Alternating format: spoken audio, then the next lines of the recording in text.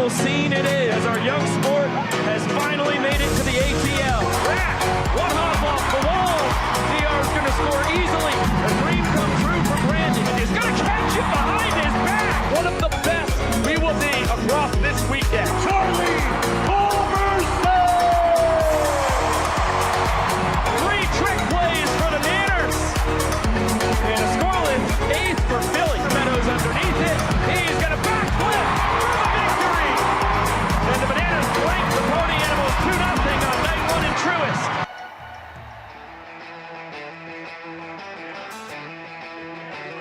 Welcome in, friends, to some Sunday afternoon banana ball. Right back here in the ATL, I can attest the battery is bumping once again as we get our second battle between the Bananas and Party Animals here in Truist Park, home of the Atlanta Braves. The fans have been partying it up out there since the break of dawn as we've got another full capacity crowd on hand. Well, the Nanners look to sweep their way through Atlanta, and the Party Animals set their sights on ending their 3-game skid.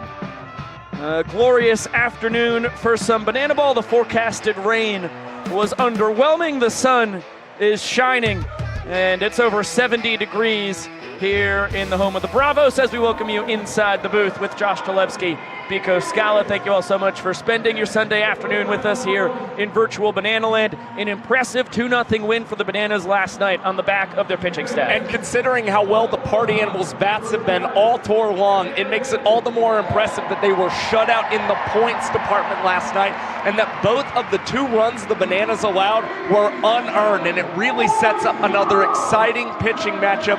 The Bananas turn to their sophomore star, Andy Archer, who will make his first career banana ball start. He's opposed by Brett Helton for the Party Animals. Clash of styles here. Helton throws the kitchen sink. Archer, primarily a fastball guy with that split change and the curveball he's added here in 2025. Well, oftentimes we've seen Andy as the long reliever for the Bananas, has the ability to go 2 and 3 innings at times, but he's a Georgia Tech product, a guy from this area, and that's the reason you see him getting the ball here in Game 2 for the Bananas. And by the way, he has been awfully impressive as he owns the lowest ball force sprint rate of any Banana this year, so he has been dialed in the zone all tour long. And meanwhile, he's opposed by Brett Helton, and for Brett, he's got to work on working quicker on the pitcher's mound and also becoming less predictable as he's been hit hard, especially as of late, by the Bananas bats. This is an earned start for Andy Archer in his hometown. Let's get it down to the field where Brett Helton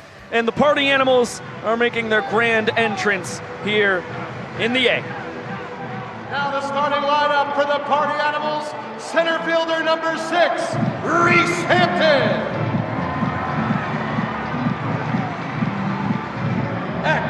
Jake Skoll.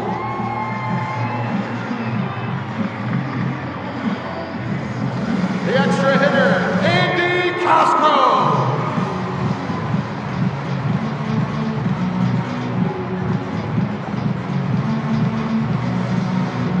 At DH number 12, Noah Fisher.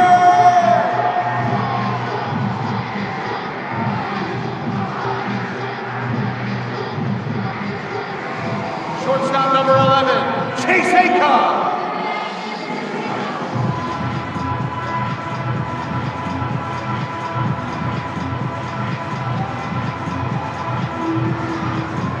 Third baseman, Bryson Bloomer.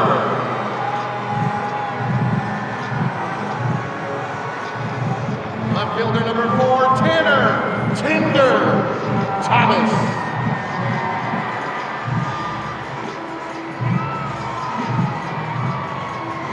Number 9, Dustin Baber.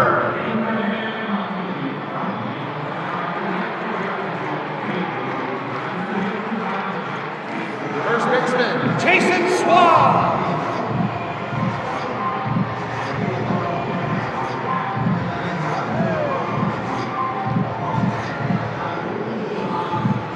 Catcher, Bronson Bullhold.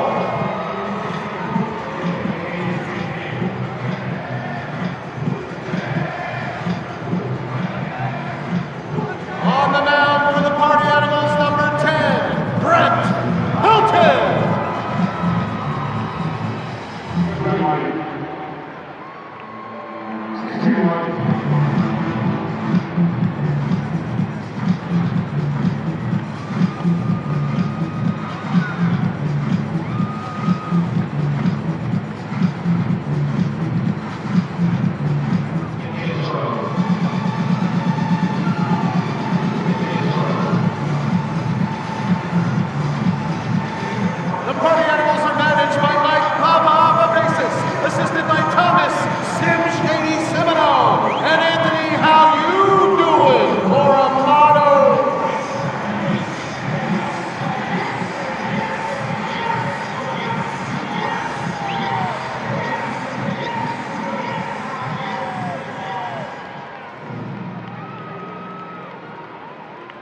Ladies and gentlemen, I am bringing some Bananas power to the plate. His name is John Allen. John Allen is 6 years old, and he's attempting to hit a home run against these party animals.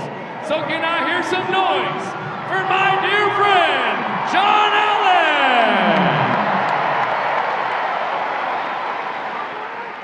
He's digging in the box, facing party animals pitcher Brett Helen, who's flexing on him.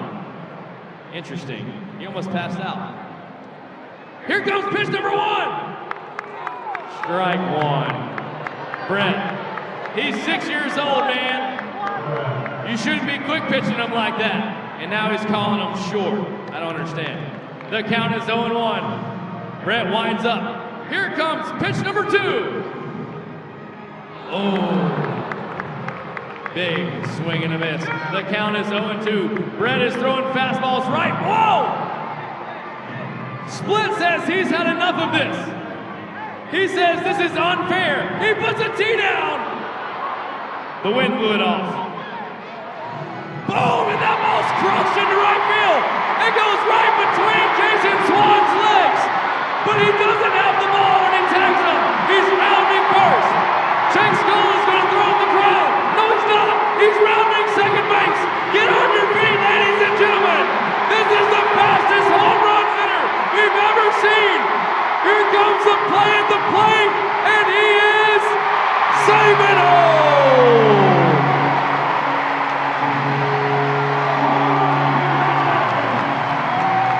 Impressive performance for our home run hitter this afternoon. The young professor heading out to the mound to bless the full capacity crowd here in Truist Park with the 11 rules of Banana Ball.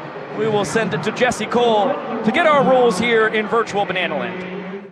The name of the game is Banana Ball, and this is the fastest, most entertaining game in sports. Rule number 1, win the inning, win the point. If you score the most runs in an inning, you get a point. The most points win the game. But in the last inning of Banana Ball, every run counts as a point. Rule number 2, there is a 2-hour time limit. No new inning can start when the clock hits 0. Rule number 3, if you step out of the batter's box, it is a strike. Rule number 4, no bunting. If you bunt, you're thrown out of the game. Rule number 5, batters can steal first. Rule number 6, no walks allowed. It becomes a ball for sprint until every position player touches the ball. Rule number 7, no mound visits. Nope. Rule number 8, if a fan catches a foul ball, it is an out. In Banana Ball, everything's in play, so you better be ready. Rule number 9, the showdown tiebreaker. If the game is tied at the end of 9 innings or when time expires, it is pitcher versus hitter with one fielder, and the hitter has to score. Rule number 10, the Banana Ball challenge rule. You, the fans, have the opportunity to challenge a ruling on the field. Rule number 11, the golden batter rule. A team can send up any batter to hit in any spot in the lineup. This is guaranteeing the best possible matchup at the end of the game when it matters most. These are the official rules of Banana Ball. The most fans first rule of them all. Atlanta, Georgia, did you bring your gloves with you today? Young professor finishing up the rules here, and as you can see, Split is prepared for the weigh-in this afternoon. And those are the Can't rules. wait to see who will be facing off against who. We'll toss it down to the young prop. It is time for the traditional Banana Ball weigh-in. Introducing first, romping and stomping his way out of the Party Animals dugout. This man's hips do not lie. Ladies and gentlemen, please welcome Jake Lialios.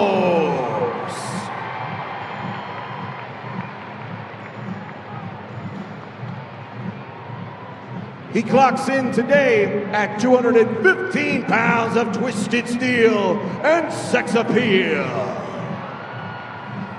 And opposing him, making his way out of the Savannah Bananas dugout. I gotta tell you folks, If I had a nickel for every time I saw a man this jacked and handsome, I would still only have 5 cents. Ladies and gentlemen, please welcome Jared Donaldson.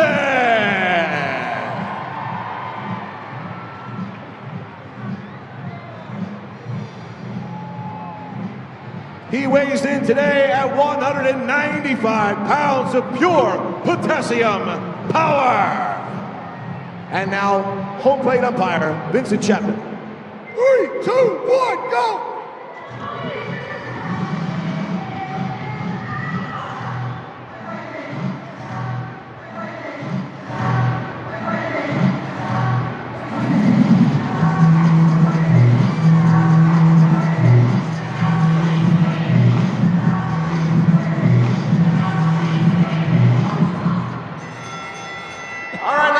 Excellent performance from Donnie into the alias. Boy, I don't know how Jake makes those facial expressions. I don't want to know how. Let's take a look at a sophomore year spotlight here. Reese Alexiadis, Robert Anthony Cruz, and Austin Krasminski have all been shining 21 games into their second year as Bananas. Well, we already talked about how strong Andy Archer's been in his second campaign, but these guys have also turned it up a notch with the Savannah Bananas. Reese Alexiadis leading the team in OPS plus, indicating 55% better than the tour average hitter this year. Rack, of course, leading this year's World Tour in home runs. And Austin Krasminski, it was another scoreless frame last night for him. He has the lowest ERA. For more on our sophomores who are shining in Banana Land, let's get it on down to Sam Bauman. Yeah, thanks, Miko. Josh here with our sophomore superstars, as they are. Usually you do senior superlatives, but these guys are ahead of their class. So we're going to do some sophomore superlatives. Reese, leading the Bananas in OPS. You've been voted cutest cat. Any plans to take your relationship with Bat to the next level? A little steamy, guys. Let me move on down here to Robert Anthony Cruz. Rack, leading the tour in home runs. You've been voted most likely to return home after graduation. Rack, do you think being raised with homeschool makes you so comfortable going right back home each night? Wouldn't you like to know, Weather Boy? Fair enough. Fair enough. And finally here, Austin Krasminski leading the tour with the lowest ERA. Krim, you have been voted greatest smile. I'm just here so I don't get fined. Guys, our sophomore superstars.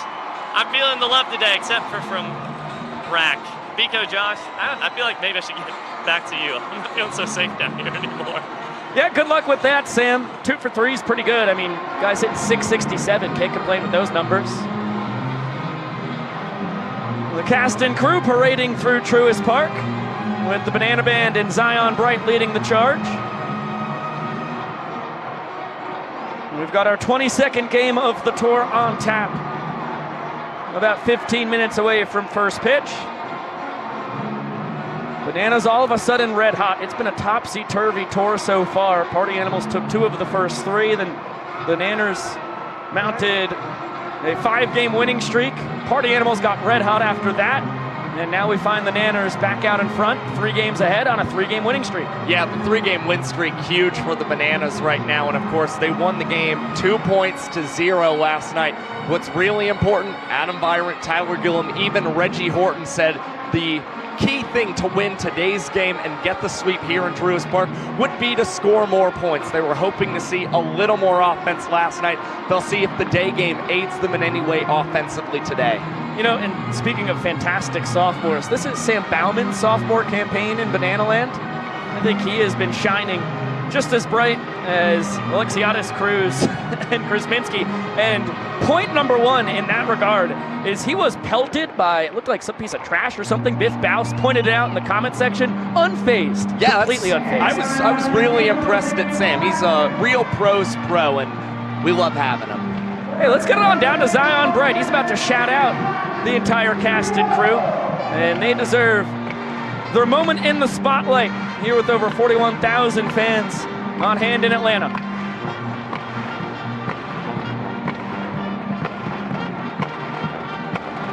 ATL, it is now time to meet the cast of your Bananas. Let's keep those hands clapping above your head And let's give it up for the greatest band, the Banana Band. Simply amazing. Give it up for Princess Potassia.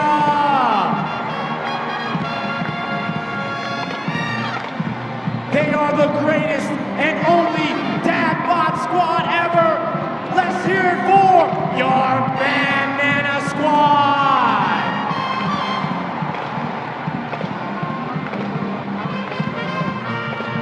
Sweet spice and everything nice before 9 o'clock tonight. Let's hear it for your Banana Nanas.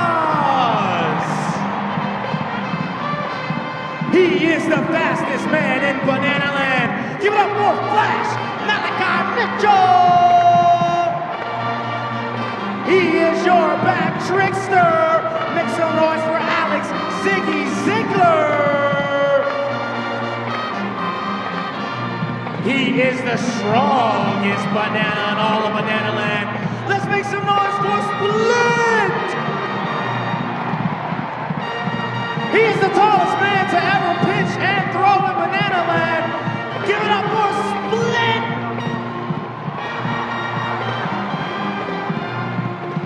He's shaking and making calls. He's also shaking and making that money. Let's hear it for your dancing umpire, Vince. He is your dancing first base coach. Let's hear it for Maceo. And that is the cast of your Bananas.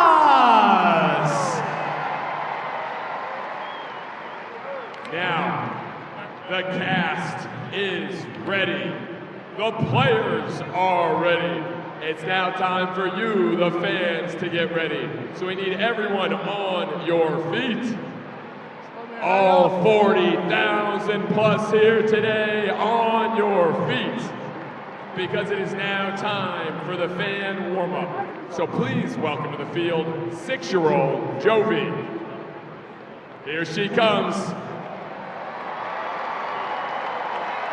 Good job, Jovi. All right, Jovi, another very important part of the job today. We got to get this crowd going wild. So whatever you do, they're going to do. Are you ready to get them going crazy? Yes. Jovi, are you ready? Yes. All right, Jovi, here we go. Whatever you do, they're going to do. Let's get them warmed up. Good job, Jovi. Get those hands going. Get clapping. Oh, waving it like this. Looks like a little hey, baby. I like this move, Jovi. Oh, we're raising the roof. How do you know that? But I love it. Pulp Fiction? Jovi, you're 6. But I like it. Keep it going. Oh, we're spinning around. We're spinning around. Very good, Jovi. Keep it going. Oh, we're still spinning. The sprinkler. Who is teaching her these moves? Keep it going.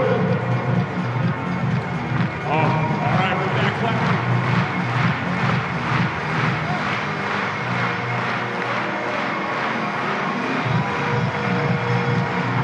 Hey, for Jovi!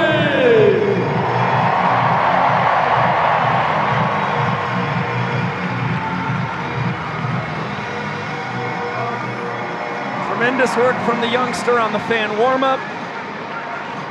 Over 41,000 Bananiacs and Party Animals faithful moving and grooving it. And now all quiet here in Truist Park as the young professor takes the stage. Ladies, gentlemen, boys and girls, and potassium enthusiasts from around the world, today, you and thousands of your friends here live and millions more watching at home have gathered here to witness something beyond your wildest imagination. From Montana to Savannah, from the Isle of Man to Tokyo, Japan, the Banana Maniacs come from across the globe to witness this. This is not baseball. This is the Crucible, where the fastest, hungriest, and most entertaining players are forged. This is a game of the fans, by the fans, and for the fans. But this is not your granddad's pastime. This is not just another day at the ballpark. This game is baseball by birth, fruit by name, and an absolute worldwide phenomenon by the grace of God. This is the time for all 41,000 people here in Atlanta, Georgia, to get on your feet and give me your voices. Because this is the greatest show in sports. Ladies and gentlemen, this is Banana Ball! Hey, Truist Park, it's time to meet the starting lineup for your Savannah Bananas! Leading off, center fielder number 5, DR, the Doc Meadow! Batting second, the DH, number 19, Dan Ober! In the 3-hole at first base, wearing number 3, Eric Jones! The left fielder, number 15, we call him Rack, Robert Anthony Cruz! At shortstop, number 6, our glove magician, Ryan Cox.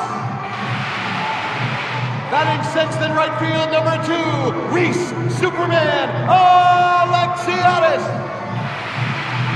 The catcher, number 1, the captain, Bill LeRoy. The extra hitter wearing number 11, Corel Prime. At third base, number 18, Danny Do-It-All Hosley. And at second base, number 8, our greatest showman, baby, Jackson Olsen. On the mound for your Savannah Bananas, number 24, Andy Archer. Your Bananas are managed by Tyler Gillum, assisted by Adam Pyro Virant, Eric Fox, and Reggie Horton.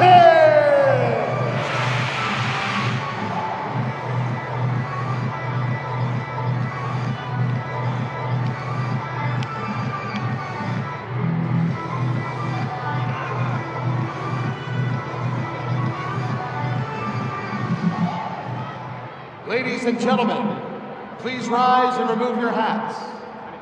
Here to honor America with the singing of this afternoon's national anthem, please welcome Mary Kate Farmer.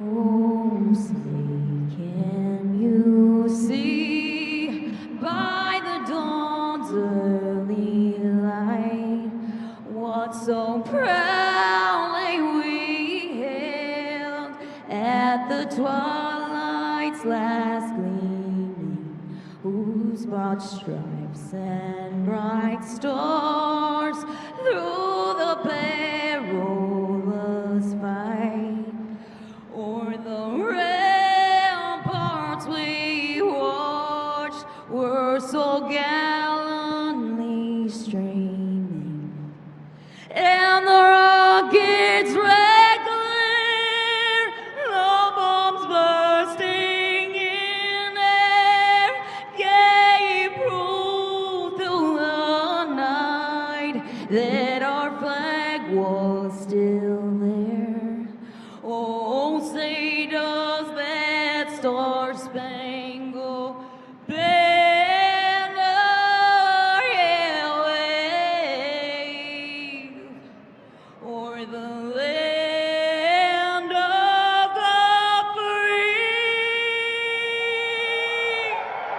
and the home of the brave.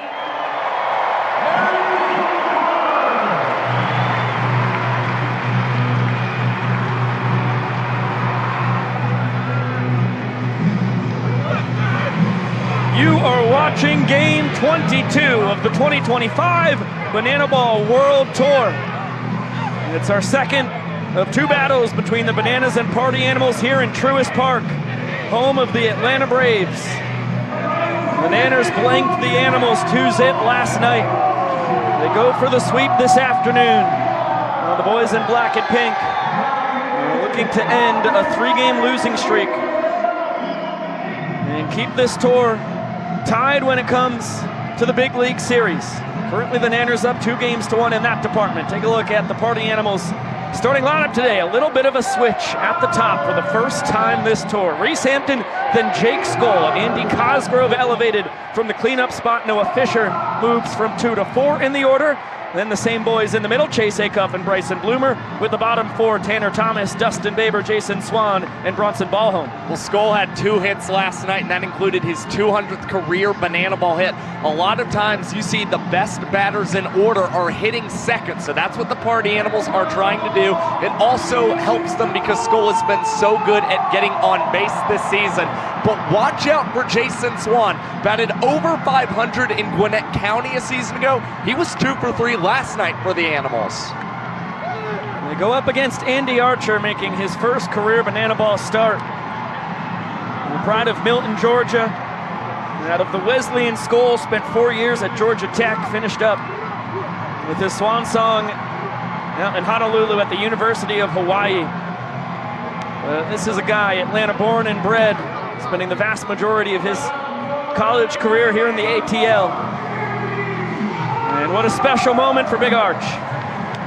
And wearing his high school hat out on the mound for his first inning of work. This is the first career banana ball start for Archer in his second season. It's his first start since May 26th, 2022, when Archer was playing for the University of Hawaii. That 4-minute and 9-second average minute sprinting mark is the best among all qualified bananas this season. And he's got the lowest ball four sprint rate of any Bananas arm this season.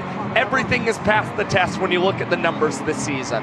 Let's feast our peepers on the defense behind Archer. And left to right for the Nanners, it's Robert Anthony Cruz, D.R. Meadows, and Reese Alexiadis. Third to first in the infield, you see Danny Hosley, Ryan Cox, Jackson Olsen, and Eric Jones Jr., while Bill Leroy is behind the dish.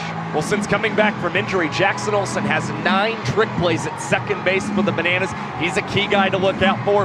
And D.R. Meadows really dazzled last night as he had 2 backflip trick plays, one of which sealed the victory for the Bananas a night ago. Nanners walked off the first inning last night en route to the 2-0 win. Party Animals only got 1 hit in that first inning. Mounted no offense.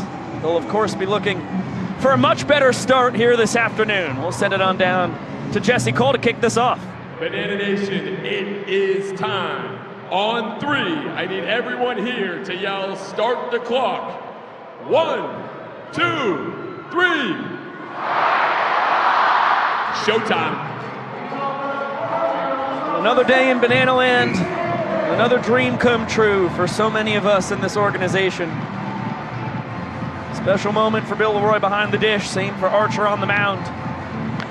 And Reese Hampton swinging at the first pitch, foul territory. EJ, a diehard Braves fan, is going to tip this up and haul it in. 1 pitch, 1 out, and a trick play for Jones Jr.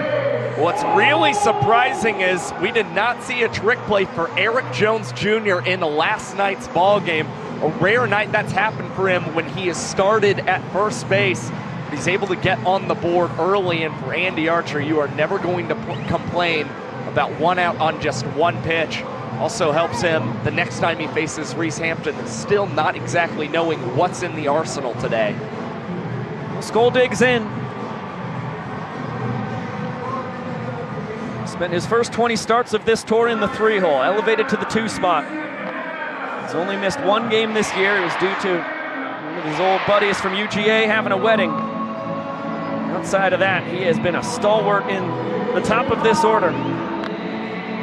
Sends this one in the air, shallow left, Cox out, making the call, and bare-handing it out of the sky.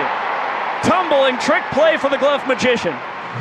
Will seem to lose his balance at the end, backtracking in shallow left field. But it is back-to-back trick plays for the Bananas on fly balls early today as you get one more look at Cox, the bare hand, and there the little tumble and a bite for good measure. How about the new hairdo on the pride of Aliquippa, Pennsylvania? Cheetah print, Jaguar. It's definitely a big cat.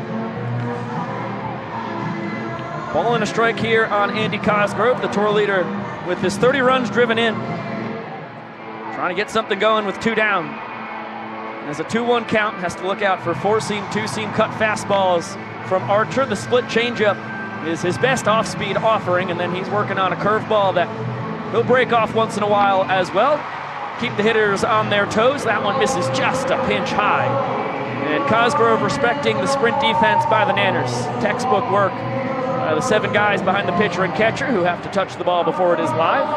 Andy content with 1 base on his free pass. Yeah, it's a rare ball for sprint for Andy Archer.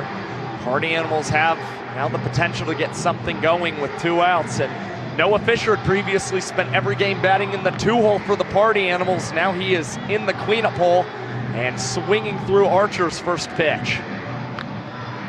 Lifts this one to right. Alexis coming on in, making the call, and we'll tip it up and haul it in. 3 trick plays for the Bananas as Cosgrove is stranded on the bags.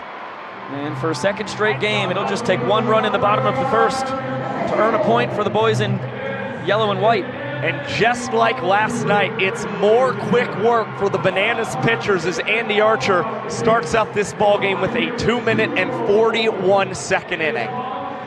Efficient stuff from Archer. We'll see what Brett Helton can do in response. The former Pittsburgh Pirates minor leaguer out of Colorado Springs, Colorado. Getting a special start here in the home of the Braves. 8-time Helton takes the ball from the jump for the Animals. He owns a 1-3 record this season and suffered the loss last Sunday. His 4-minute and 57-second minute sprinting mark is actually the 2nd highest among all qualified starters. That is incredibly surprising, and for Helton, he's got to start working quicker on the mound, has held the ball a little longer than most guys this year, and he should also possibly consider switching up his game plan as the Bananas seem to really know what was coming last Sunday out of the hand of Helton. It can't be too predictable. Quick look here at the Party Animals defense behind Brett. Left to right in the outfield, it's Thomas, Hampton, and Skoll. Third to first in the infield, Bloomer, Acuff, Baber, and Swan. Well, Ballholm is the catcher. Well, Bronson Ballholm behind the dish for the 2nd time this year for the Party Animals. And Bryson Bloomer over at the hot corner, currently on a 7-game trick play streak for the boys in black and pink.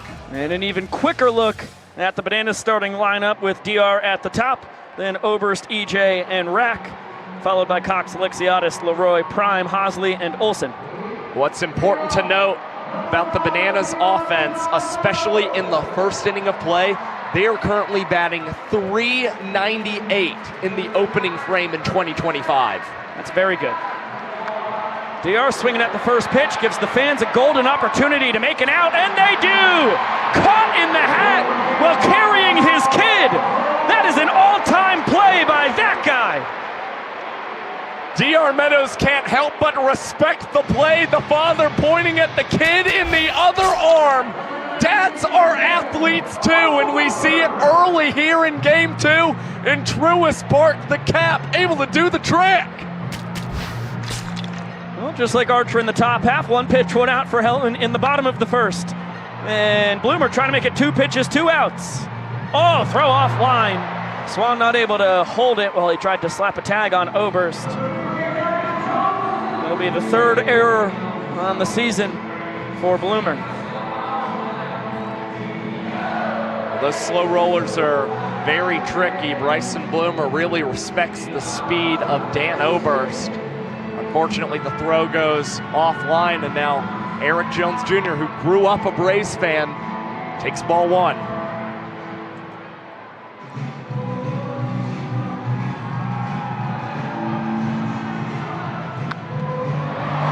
Deep out to right center. Hampton making the call. Skoll's going to take care of it instead, tipping it to his buddy. The former Yankees and Rangers minor leaguer, up to a dozen trick plays on the tour. And now 2 down. Well, good communication from Skoll. You see him mouth pop to Reese Hampton, and he was ready to corral that one in glove. Lots of pops early, and the reason is because we have seen mostly fly balls so far today. Robert Anthony Cruz digs in. Oberst dekes the steal. Rack! Deep to right. Foul. Tour leader in long balls. Coming in with 5. Flirting with number 6, just a hair early. But he has not just been slug. You take a look at that 365 batting average. Second best on the Bananas. There goes Oberst. Big swing and a miss. Throw from Ballholm on the money, but not in time.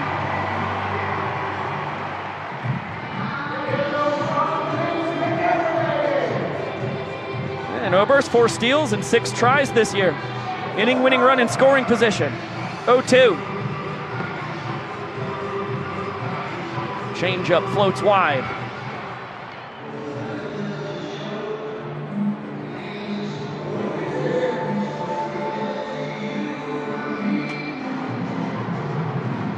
Long wait here from Helton.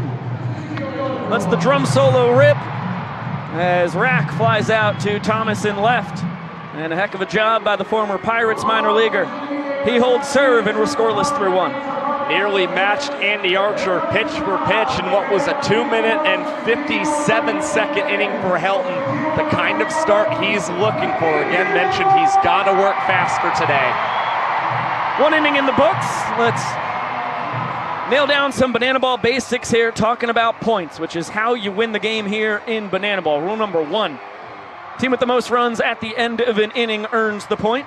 And the home team of course, can walk off any inning as soon as they've got more runs than the visitors. And in the final inning, every run counts for a point. Yeah, and we saw actually a very interesting game yesterday between the Washington Nationals and Philadelphia Phillies.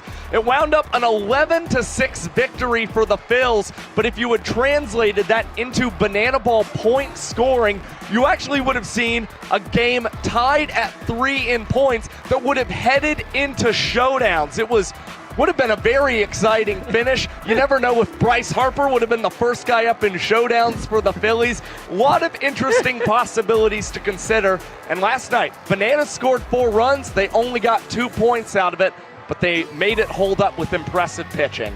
Yep, the Party Animals, for their effort, scored 2 runs and failed to earn a point. Chase Acuff going to be leading off the top of the second, and he's got something special for us.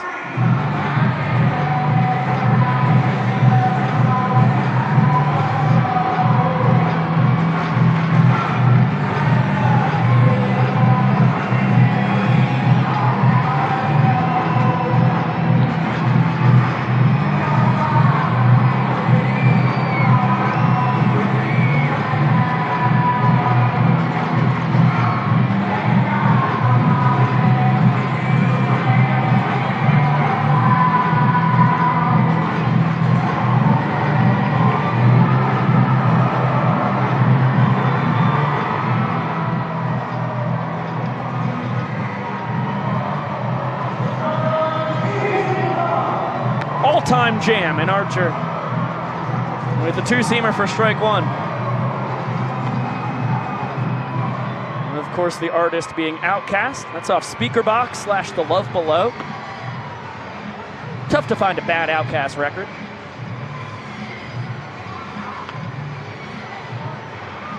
But that's one of the best. Big Boy and Andre 3000 kind of split the album in half, just went back and forth. We did that karaoke one time, if you recall. I do. Liner past Cox into left center. Meadows cutting it off. Big turn around first for Acuff, and he will slam the brakes. Man aboard to kick off the second for the Party Animals. Acuff after the specialty walk-up. Boogieing on first, and a pitcher's pitch. Boy, Cutter scrapes the outside corner as Archer jumps ahead of Bryson Bloomer. That cutter's starting to become one of the primary pitches for Andy Archer. He's always had that excellent split change, but what has enthused him the most here in 2025 isn't the development of that curveball you talked about. It's the way that his cutter has moved in both effectively to right and left-handers. EJ runs out of room. That thing ends up in the Bananas dugout. Yeah, it's what makes Archer so tough. He's got those 3 different fastballs, one straight, the other move in opposite directions, and they all look the same coming out of the hand. There's the 2-seamer, misses inside. Acuff and Bloomer, such an important dynamic duo in the middle of this Party Animals lineup. As Acuff takes off, Bloomer strikes out, throw from Leroy! No tag applied by Olsen. Chase doubles his steal total on the tour. An emphatic call there from Bryson Willer, the second base umpire.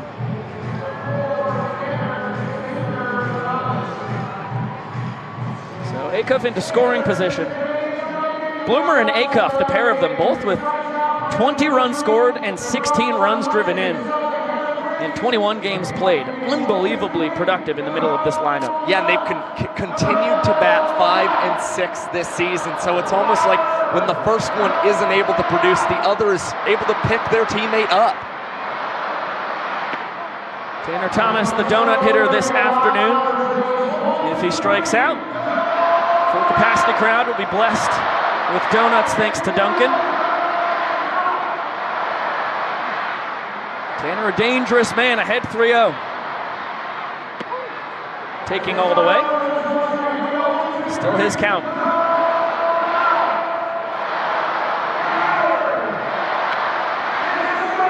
And now the fans are a strike away. Let's hear them roar.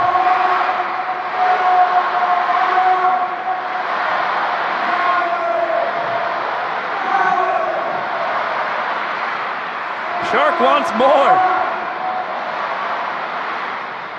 The payoff. Good job there. Looked like a nasty split change from Archer. Tanner hanging on for dear life.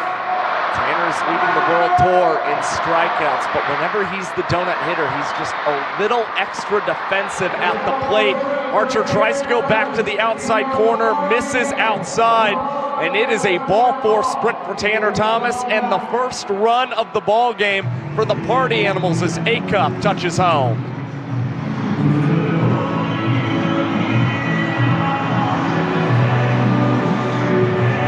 What is this?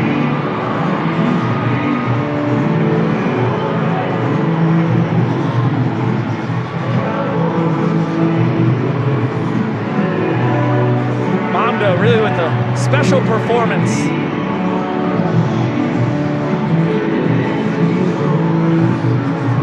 It's a Luke Bryan song? Yeah, that's Luke Bryan's voice, all right. You're a big Luke Bryan fan. I am not, yeah, actually. No, that's one of your biggest. You told me. It's one of the first things you told me when I met you. You are lying on air. That is horrible. Why would you do that? These are potassium people, and you're going to fill their heads with lies. Oh, man. Worth it to get you a little worked up. This one popped into the second deck and not caught by the fans. It's really nothing against Luke. I don't know. Just not your guy. Just never come around on his catalog. Nothing wrong with that. Dustin Baber with a bullet out to left center. Cruz tracking it down. We'll fire it in as Thomas retreats back to first. Nice play to see Cruz make, ranging into the left center gap. Misread a ball off the bat of Chase Acuff a night ago. Makes up for it with a really great play that could have possibly saved a run, considering Tanner would have been trying to score awfully aggressive. 2 down now. Thomas still on first, and Jason Swan digs in.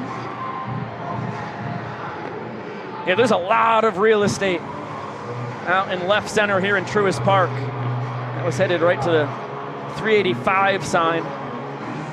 It's 335 to the corner. Gets to 375 quickly. And then 400 to dead center.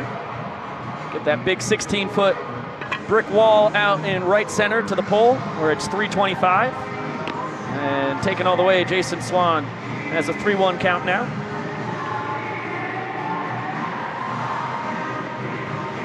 See if Thomas takes off. Hitters count. Archer thinking the same thing. Checking on him. Tanner's 7 for 8 on the tour in his stolen base tries. He stays put, and Swan drives this one out to right center. Meadows and Alexiadis converging, nearly colliding as Super Reese comes away with it and checks on his center fielder. 1 run for the Animals and a man stranded. Right call to make right there. It's a ball that should be in Reese Alexiadis' glove. It was. DR Meadows just crashing over, I think, because he wanted to get aggressive and try and come away with a trick play. Middle of the second here, Party Animals with a chance for a point. Let's do a Banana scouting report here. Couple legends of Banana Land, Nick Clarno and Hayden Harris. Of course, Clarno from the 2020 through 2022 teams, 3 years, a pair of Pettit Cup championships, and Hayden Harris was an integral part of that 2021 championship through 3 innings of shutout relief in the decisive game against the Morehead City Marlins. Both of these guys had excellent Bananas careers when they were on the collegiate teams, and Hayden Harris and Nick Clarno have impressed in the Braves minor league system. You see a 4.30 earned run average for Hayden Harris. The strikeout to walk ratio, unbelievable. That's the kind of things that get you the call up the ranks, as Harris is currently with AAA Gwinnett. And for Nick Clarno, he's still coming along offensively, but behind the dish, 34% caught stealing percentage. That is above the minor league average of 30%. And I know that down in the minors, Clarno still brings that big personality. You can't hide that. Tyler Gillum said Clarno, the craziest Savannah Banana in his entire tenure, and that is high praise. Ryan Cox flies this one out to left center on a full sprint, and now tapping the brakes, Reese Hampton pulling that one in. Nice start to his second inning of work for Brett Helton, who has some offense for the first time this afternoon. If he could put up a 0, Party Animals will earn the first point available today. Hampton showing off that 80-grade speed. 12th round draft pick by the Tigers back in 2018. Another guy who really impressed defensively in the minor leagues. Didn't produce offensively as much as he would like, although still awful impressive. Just didn't have the power that the Tigers and Diamondbacks wanted. Always unbelievable back to ball.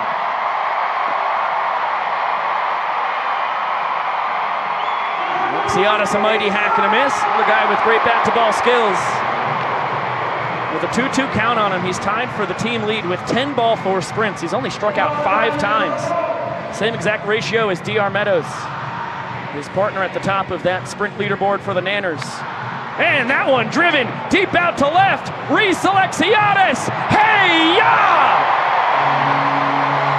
That thing's Gondre 3000. Super Reese with the first long ball in the ATL. 4th home run in the month of March for Reese Alexiadis. Unbelievable. He's the team leader in OPS plus this season, and the sophomore continues to be superb. He's with Sam Bauman. Hey, Reese, anything you'd like to say to your soulmate here? I love you. You mean everything to me. I'll never leave you. Thank you, God. A match made in paradise. Miko, Josh, what a romantic thing. Thanks, SB. Thank you for sharing that intimate moment with us, Reese. Oh my gosh, my Yu-Gi-Oh knowledge is not good, but we had the Blue Eyes White Dragon last weekend on the 3-run shot 7 days ago. Now he's pulling out, I'm sure it's a special card. Look, gold. And unfortunately, Chad Reese has the weekend off thanks to Chris Haynes' wedding, which is a wonderful reason to have the weekend off. But he would be in my ears right now, giving me the information necessary. Yelling it in your ear. Yeah. We just don't have our Yu-Gi-Oh specialist on hand. I can't work every single game. Who knew that was a knowledge gap that we needed to address? Bill Leroy punches this one. Foul territory, ball home, making the call and the catch on the run. Taking care of his counterpart for out number 2. We now have a tied frame, and Helton just trying to keep this game scoreless in the all-important points department. Well, this has been the big struggle for Brett Helton this season. In innings which he's entered with the lead, he has holds in 50% of them. When he has gotten the hold, 6 of the 7 holds have been multi-run holds, so he has not been able to get 1-run leads to stand up for the Party Animals this year. Now faces his best friend in the entire universe, Corel Prime. starting to heat up offensively. He continues to get better and better on the mound as well. We saw Prime take Helton deep last Sunday. He's seen the ball very well against Brett so far in 2025. Helton all business. No free heaters to his buddy. And that one right back up the middle. I beg your pardon. 0-2 fastball. And Prime sent it right back where it came from. Inning-winning run is aboard with 2 down.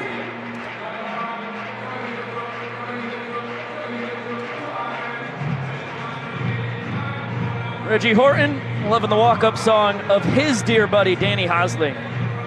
Little known fact. In the home series this year, Reggie has slept over at Hosley's house pretty much each of the nights heading into another game. Malachi Mitchell pinch running over at first for Prime. And Hosley deep but foul down the right field line. The fans do not catch it.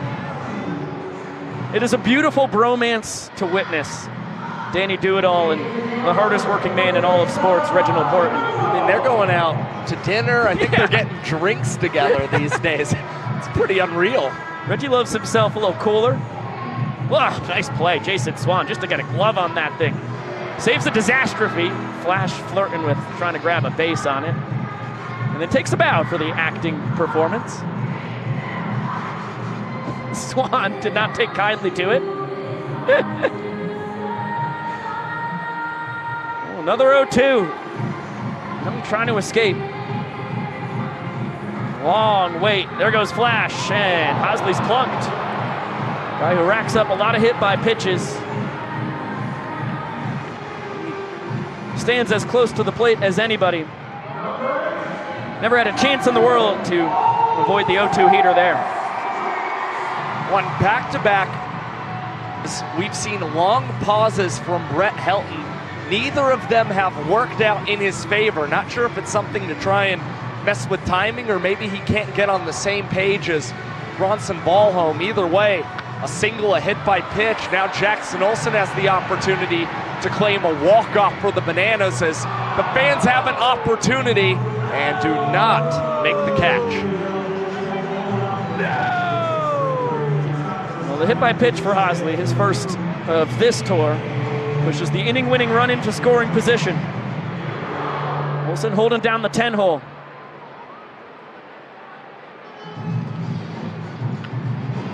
And once again, 3 straight batters behind 0-2. Helton's got to find a way to come away with some success in these advantageous counts. We saw Olsen swing through a Delano changeup last night. Helton might want to go to a very similar pitch and see if he can get Olsen out in front, expecting a heater. Brett once again taking his time, waiting to get on the same page with Ballholm. And once again in 0-2, the Nanners come through. Olsen with the walk-off. Brings in Flash from second. 3 straight 0-2 counts. Single, hit by pitch, single. And the Nanners walk off the second inning. What an impressive 2-out rally for the Bananas, and unfazed by Helton, trying to throw them off with all of those pauses as we get one more look at the home run that knotted the game up for the Bananas. And we did get word from Chad Reese, that was Blue Eyes Ultimate Dragon. Blue Eyes Ultimate Dragon.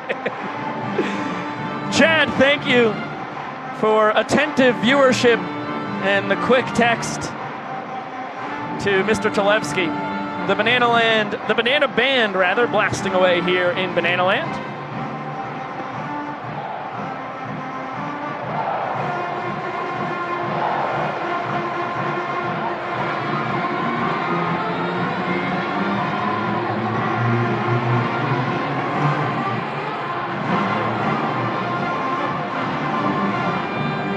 Band for the second straight ball game here in Atlanta, finding a home for themselves in the 4th deck. Talking last night actually with some of the band members at dinner, they said, and this really surprised me, that they might have played more music than they ever have at a single Banana Ball game. And You know, the cause of that might be because the battery is so large, they were probably marching through that entire area and bringing the spirit that, you know, they always have. Oh, that's impressive stuff. And Andy Archer going to have a creative entrance here for his third inning of work.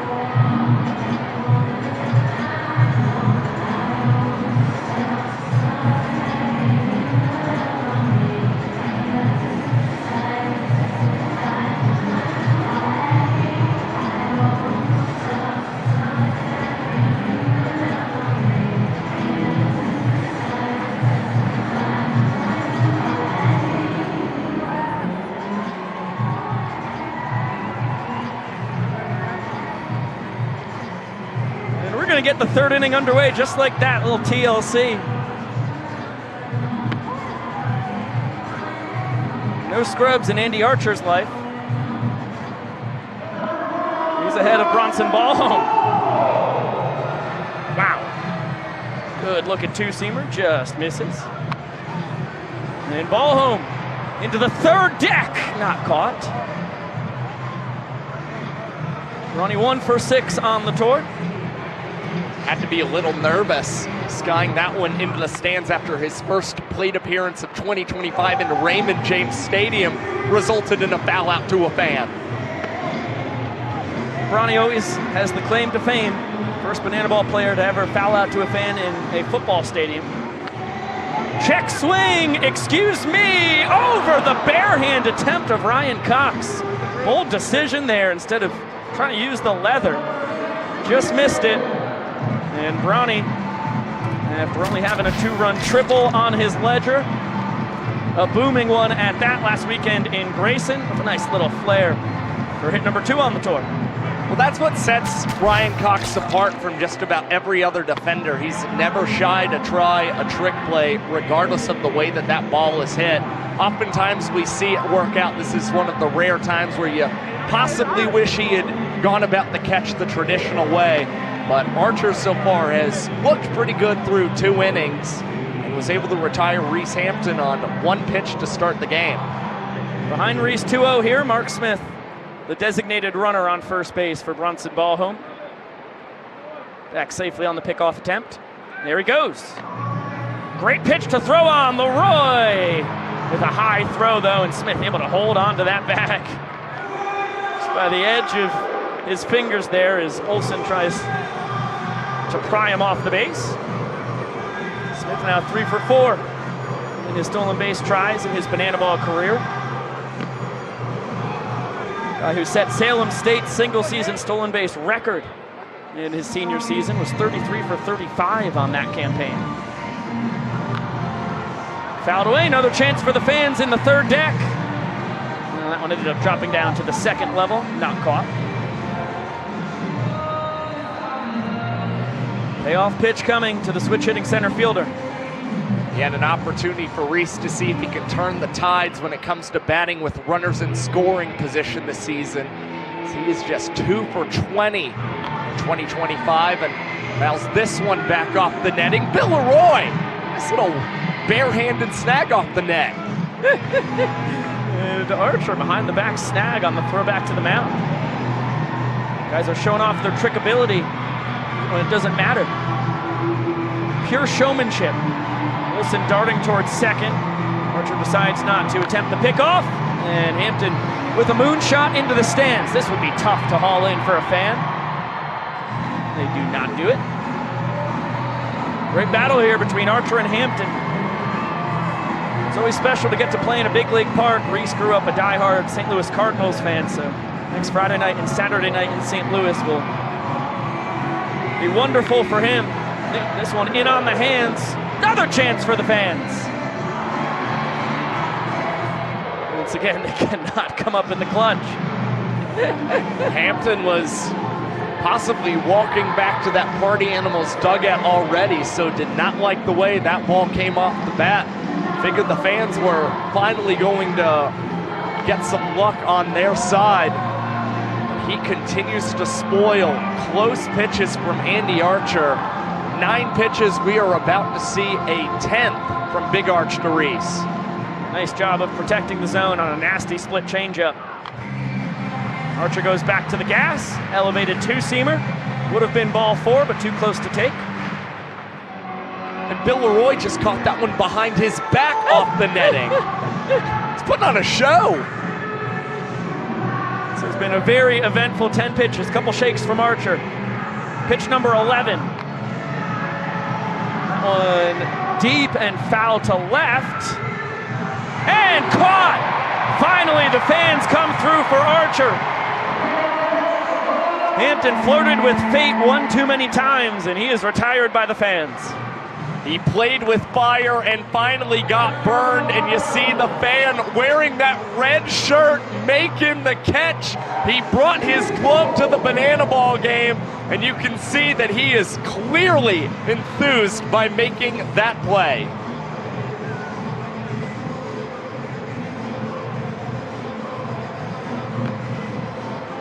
That was a Jesse DeSandro lookalike. Maybe a cousin? Jake Skoll blasts this one deep out to right center. It's going to be one hop off the wall. The tour leader in extra bases. Rumbling into second with an RBI double. Clutch piece of hitting with 2 down to bring home Smith. This is exactly why he got bumped up in the order for the Party Animals. Again, he has done so well offensively, has continued to get on base. He's also batted .333 with runners in scoring position and provides yet again for the Animals, as he is still the only man on tour with 30 or more hits this year. He's the first man to 10 doubles. Up to 17 extra base hits overall. Does it like the former first rounder. The only man with more RBIs than Skoll on second base is Cosgrove at the dish. He's quickly behind 0-2. The ball for a sprint his first time.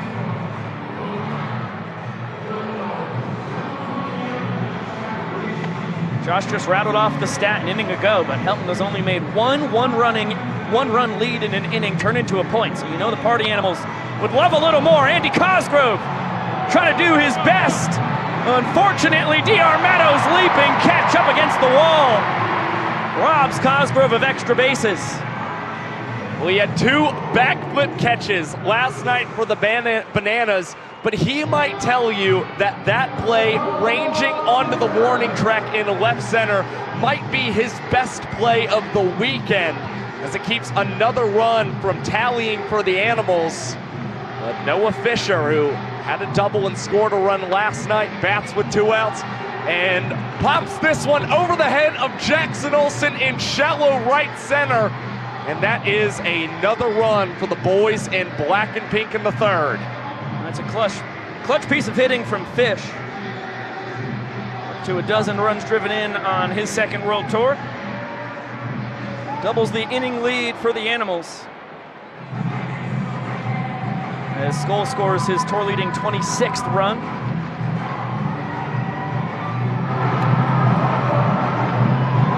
And Acuff is going to give us a little bit more hey-ya. You know what's cooler than being cool? Doing more hey-ya. I thought it was ice cold. Not today, my friend.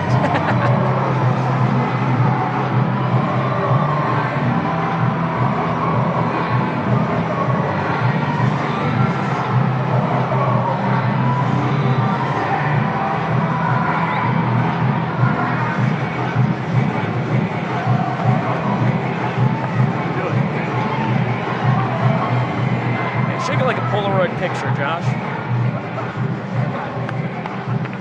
You ever shaken it like a Polaroid picture? A time or two in college. Not since. I'm too old for that.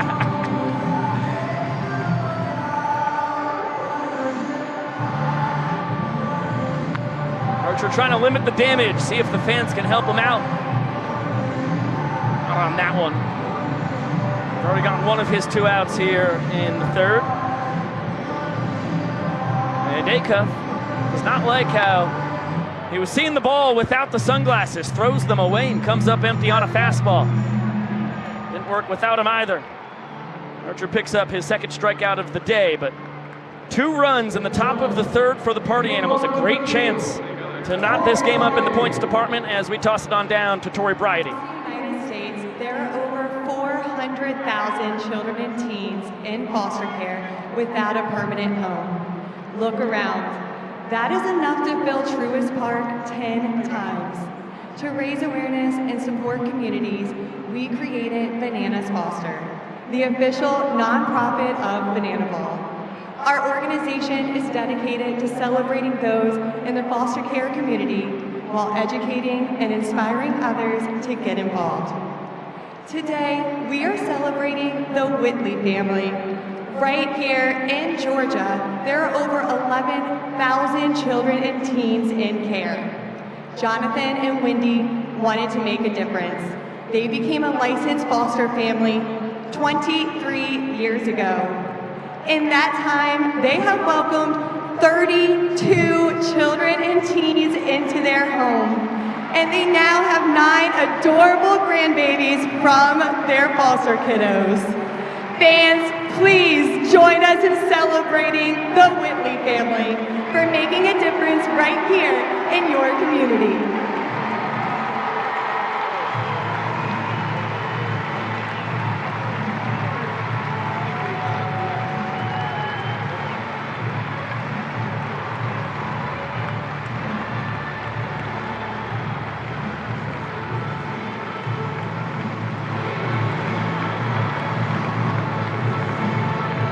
Special moment every time we get to honor the superheroes in the foster care community. Today, the Whitley family, Jonathan and Wendy, have been doing wonderful work for over 23 years.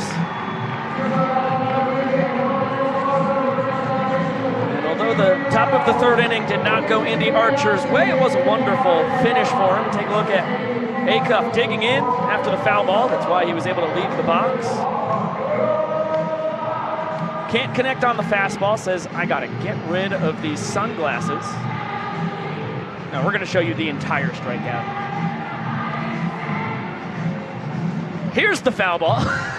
This is where I thought he was stepping into the box, and then I thought the sunglasses were gonna come off, but it turns out we're showing you all 3 pitches. Now he gets rid of the sunglasses. And at long last, the K. And it's in 26 seconds for Andy Archer. Part of why you're showing it. The strikeouts can be very quick in this game. And that might be the end of the day for Andy Archer, but he's got to be happy about ending it on 3 straight strikes and a punch out. Another chance for Brett Helton to earn a point for his Party Animals. Got to do it against the top of the order for the Nanners, DR, Danny O, and EJ. Is almost a perfect swinging bunt, just a pair foul as Bloomer brings the boom on the slow tapper. Well, this is going to be interesting. Bottom 3, Helton once again ahead of a batter, 0-2. How long is the pause before his delivery to Meadows? Yeah, this is 4 straight batters now going back to the bottom of the 2nd. And going right back at him. But Skoll going to take away a hit from the doctor. Nice sliding snag from Jake Outen right for the 1st out. He's run all over the yard in right field over these past 2 games. And that's a really nice sliding grab to keep the speedy Meadows off the bases and potentially net the Party Animals a point to tie up this game. Into the 2nd deck, not caught by the fans. Oberst reached on an error back in the 1st. Snagged there by Ballholm. Dan has not stolen first this year, but he is tied for the tour record. He Swiped first 6 times back in 2023. Knotted up there with D-Mac and Tanner Thomas.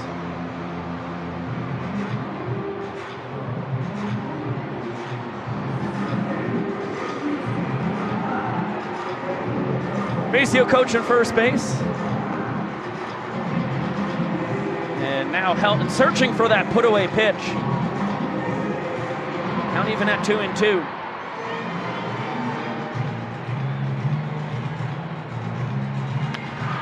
Liner past the leaping attempt of Baber.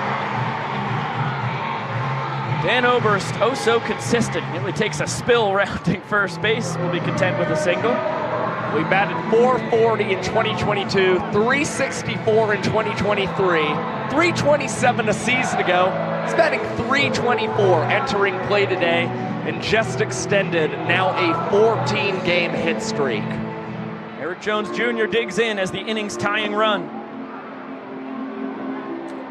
And tied with Jake Skoll for Banana Ball's all-time home run record. 25 bombs apiece. 3 of those were launched this year by EJ. Ball and a strike.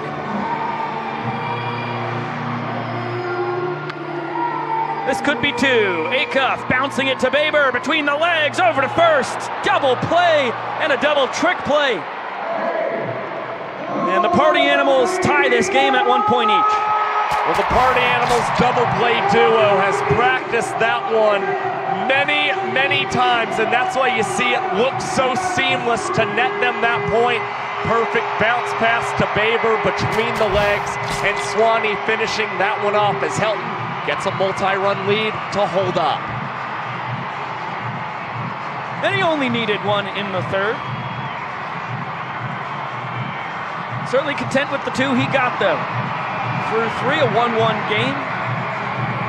And in the 12th inning of action here in Atlanta this weekend, the Party Animals net their first point.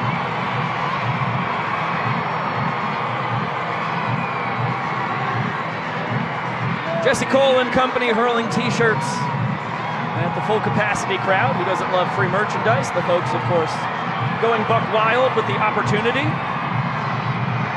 As would I if I were among them, and Noah Nisnik is taking over for Archer on the bump. Normally the Bananas opening series starter, but coming out of the pen for the 2nd time this tour. He has 9th appearance overall in 2025. He suffered the loss his last time out. And for Niz Nasty, he's allowed 5 home runs here in the month of March. Very, very surprising, but in his first relief appearance, he threw a 3-minute and 24-second inning. And the rain starts to come down. The fans scatter for cover. Beautiful changeup to start out Niz's weekend, and goes Bryson Bloomer. That was as quick a strikeout, potentially, as we've ever seen in Banana Ball. I missed it as I was trying to protect my laptops from the incoming precipitation. Good morning, good afternoon, good night. Now Tanner Thomas steps in, and we're going to get ourselves a 4-2-2.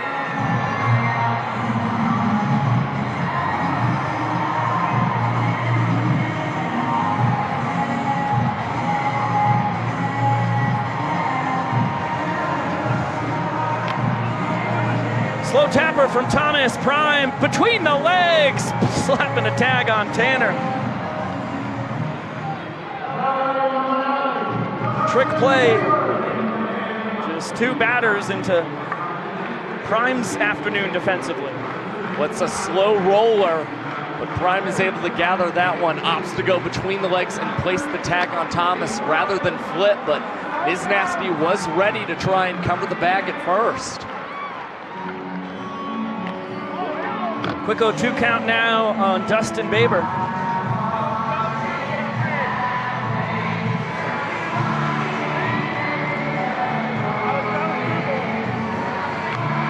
Smashes this one down the left field line, foul.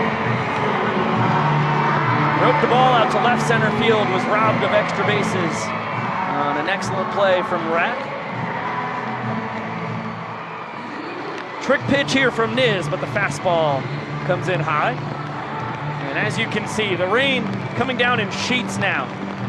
Just a little flick of the bat, Dustin Baber. Yes, you deserve that one, buddy. Looks like a screamer in the box score. The Banana Ball gods treating him kindly for the quality at bat. And that did not go his way the first time. Well, Niz loves going with that sequence to right-handers ahead in the count. Try and work a circle changeup on the outside part of the plate. And Baber took what he got and put it into the opposite field for a two-out knock. Fans continue to retreat and try and find protection from the weather as Swan gives them a chance to grab the third out of the inning. Not caught. And unsurprisingly, Niznik went to the rosin bag behind the mound to try and make sure he could continue to grip the banana ball in these conditions. 2 balls and a strike on the Animals' first baseman. Swanee flew out to right his first time.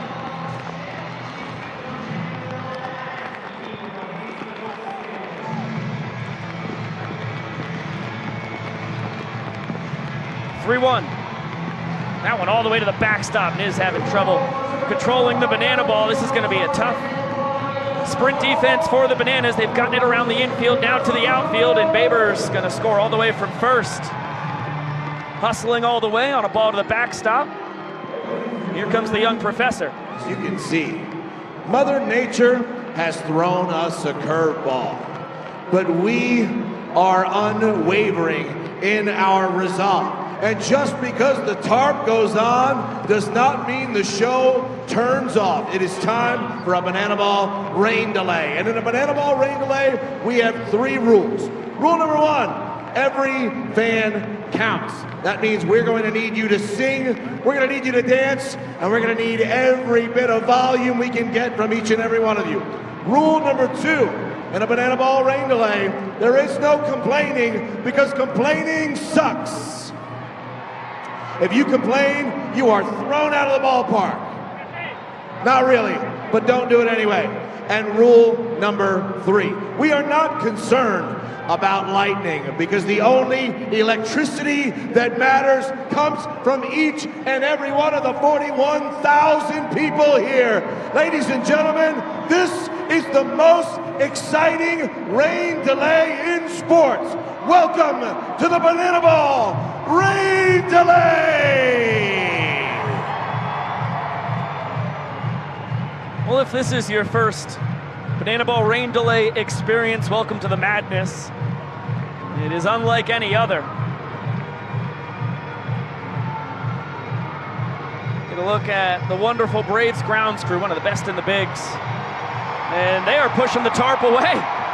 Looks like it might be a quick rain delay. The fans jubilant, and now the young professor Ladies and gentlemen, coming back out. I have additional news. You have just witnessed the shortest rain delay in sports. It's time to get back to Banana Ball. History here in Atlanta. That is pure magic because this is the largest crowd we've ever had for a day game in Banana Ball history. Right. And they also get to be a part of the shortest rain delay. The accolades. That wasn't in the script today. Yeah, the accolades keep on racking up here for Truist Park. And another look at the quickest rain delay in Banana Ball history here in the 230th game ever played. Excellent work, gentlemen. Some speedy dry going to be tossed on the mound and around home plate. Looks like the fans are still in good spirits here. We've got ourselves a 1-1 game in the top of the 4th inning.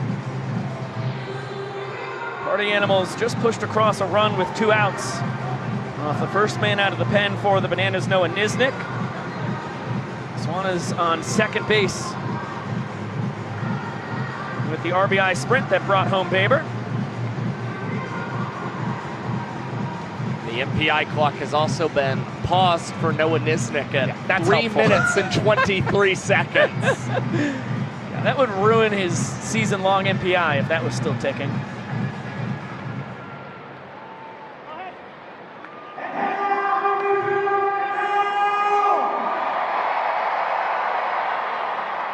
Rain can't stop this banana magic.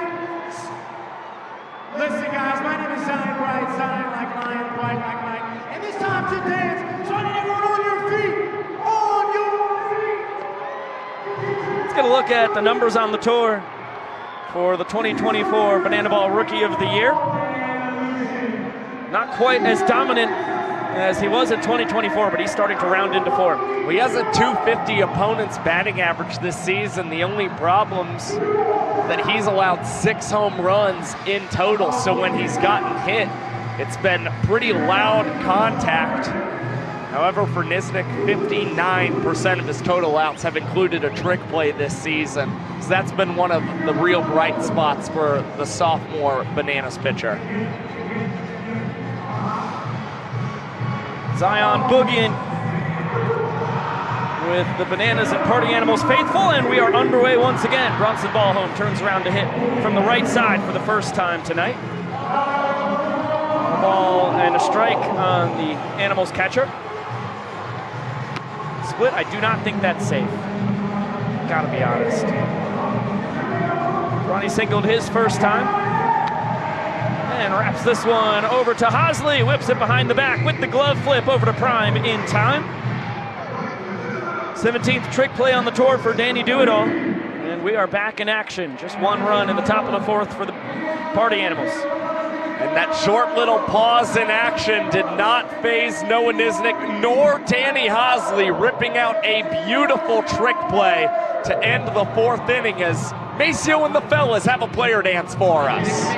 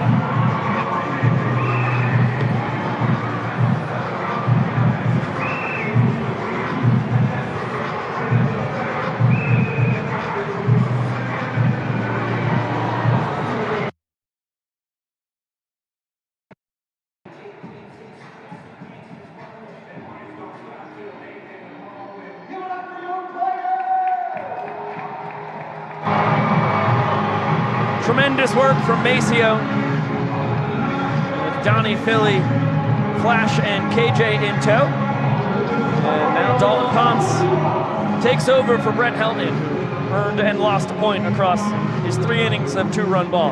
Ponce on the mound for the 9th time this season. He's 2-1, but he was unable to throw a full completed inning in his first start of the year last weekend, as he saw his season minutes per inning mark rise to 5 minutes and 5 seconds. But he's still second on this year's World Tour with 17 punch-outs. Ty Jackson took over for Robert Anthony Cruz in left field in the top of the 4th. It's to lead off the bottom half. That has been heating up for Ty.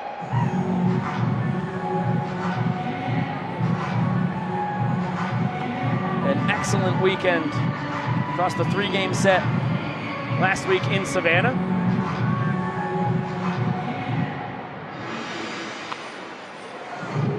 Earned the start last night here in Atlanta. Dazzled with 3 trick plays out in right. Now he's got a 2-2 count against Ponce. But when he's at his best, has the potential to be the best that we have here in Banana Land. Nasty 5-pitch mix. 4-seam, 2-seam fastballs with a changeup slider and a 12-6 curveball to boot.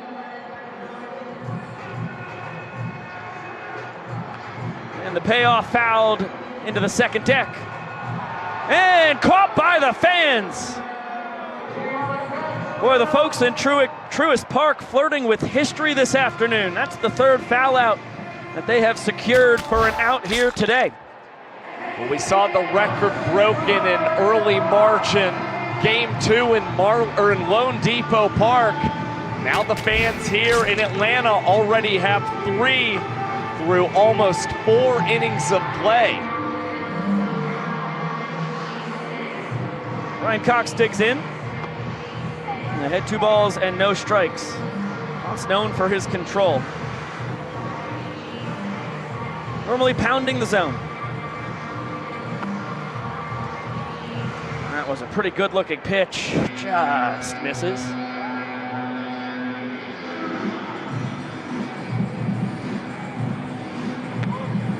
And Cox taken all the way. Two-seamer fills up the zone.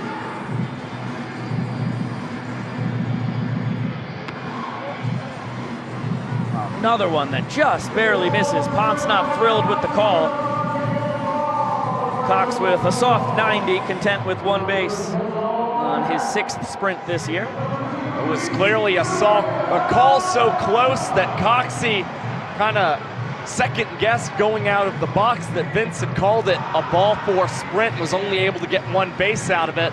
But the Bananas will use their designated runner down 1 in the inning and insert Malachi Mitchell as Alexis takes a big cut on the first pitch against Dalton Ponce and fouls this one right on top of the third base dugout.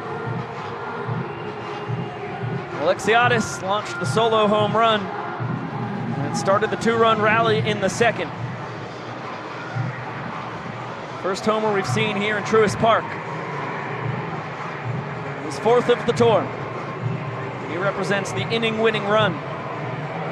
As Ponce checks on Flash and then fires a fastball just a tad outside.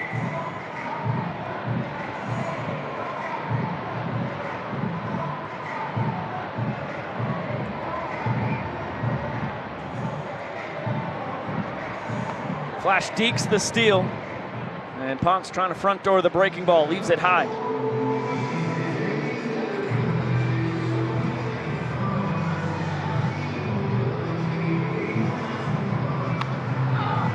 Another moon ball into the stands. This one all the way to the 3rd level, not caught. 2-2 on Alexis. A couple California kids doing battle here in the Big Peach. And another check on Flash, who's back easily. Right now, he might as well be the hottest hitting Bananas. 6 runs batted in his last 3 games. And a gapper would surely score. Flash, the kid who's already trying to find any room where he can run, as this one is skied into foul territory, and third base Sal Jacobo will make the grab. First inning of defense for the kid out of Rogers, Arkansas, taking over for Bloomer at the hot corner.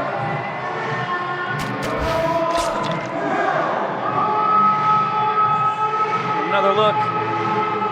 Jacobo putting away Alexis, now 2 down. And Bill Leroy digs in. He popped out into foul territory his first time.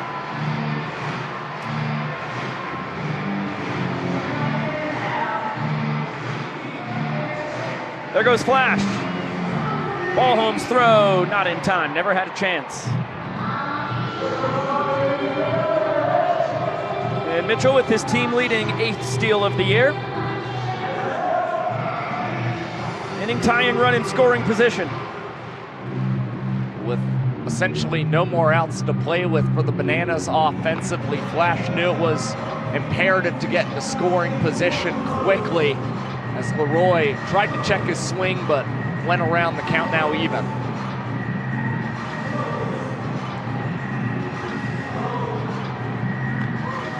And there's that big bender, tunneled perfectly after the elevated fastball. Drops in there for strike 2.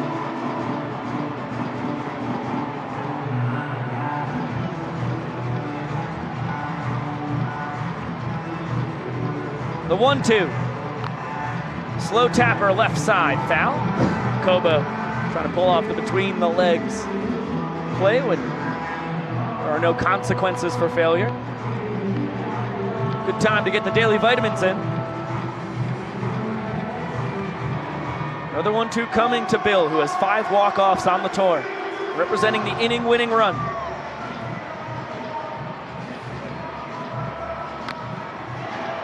This one to center. Hampton with a couple steps in, and now putting it away. Learned his lesson from last night. It was in the 4th inning. He tried a trick play, would have earned the first point of the weekend for the Party Animals. This time, similar situation. Inning would have been tied if he came up empty. He says, I'm going to give us our first lead of the weekend. Yeah, very important for the Party Animals to get. Hampton very apologetic to his teammates last night. Now he's able to pick them up here in game 2. Jesse Cole leading our soggy crowd through some Hey Baby. Reese, not just apologetic to his teammates, apologized to me at the post-game dinner last night. Watched the playback, heard how dejected I was on the call. Came up to me, I had a mouthful of steak. He said, I really upset you today, didn't I? I said, hey, Reese, listen, man. If you would have nailed it, it would have been awesome. Really cool way to tie the game and earn the first point. He said, yeah, I know. Walked off into the sunset. That's beautiful. I didn't know there was a sunset still there at 10:30, 11 o'clock. Yeah, down in the Delta Club. Huh. I'm gonna have to check that thing out. I think it might have been a little dehydrated. Oh, you think you were seeing things? Did you really talk to Reese Hampton, or was it a vision of Reese? I think it might have been Maverick These are the Cole. questions you've got to be asking yourself. And the post-game dinners in Bananaland are magical. How about Riley Wooten? Honorary coach once again for the Bananas this weekend. I'm so proud to say that I was able to grab him from the stands yesterday, haul him into the dugout after I got the AOK from Gillum. Riley famously coached 1/2 on the 2020 through 2022 seasons. Say no. Yeah, he's a much kinder father figure than Dr. Evil. Although Dr. Evil really loved Mini-Me. Riley's a better bench coach, too. Than Scott? Yes. He is not the Diet Coke of bench coaches. He's the full thing. Reese Hampton gets to turn around and hit from his natural right side for the first time this afternoon. All calories, all coach.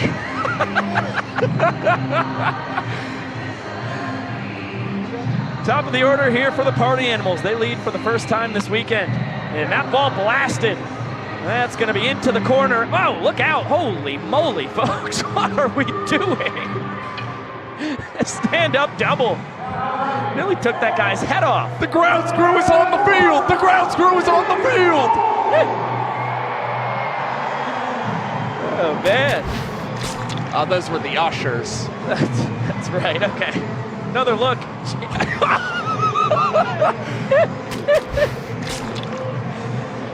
Oh my gosh. Hot shot gobbled up by Prime. He's going to whip it behind the back. Glove flip to Nisnik in time. Carell grabbing his second trick play of the weekend.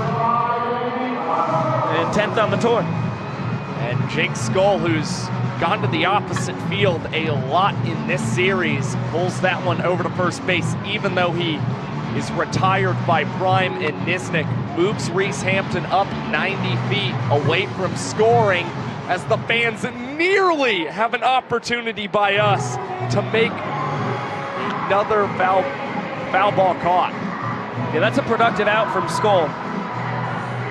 Quality at bat.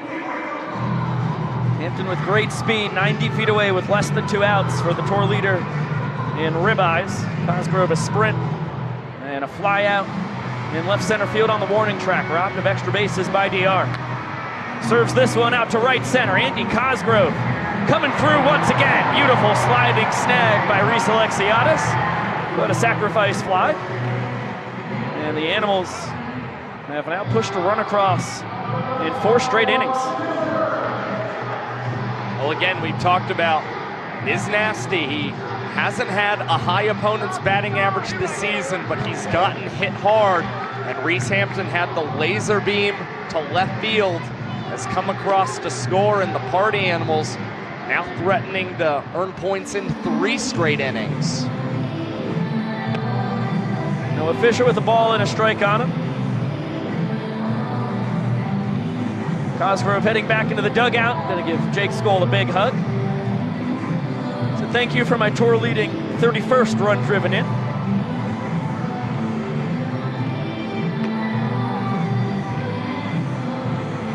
Spooky pitch coming here from Nisnik to Fisher.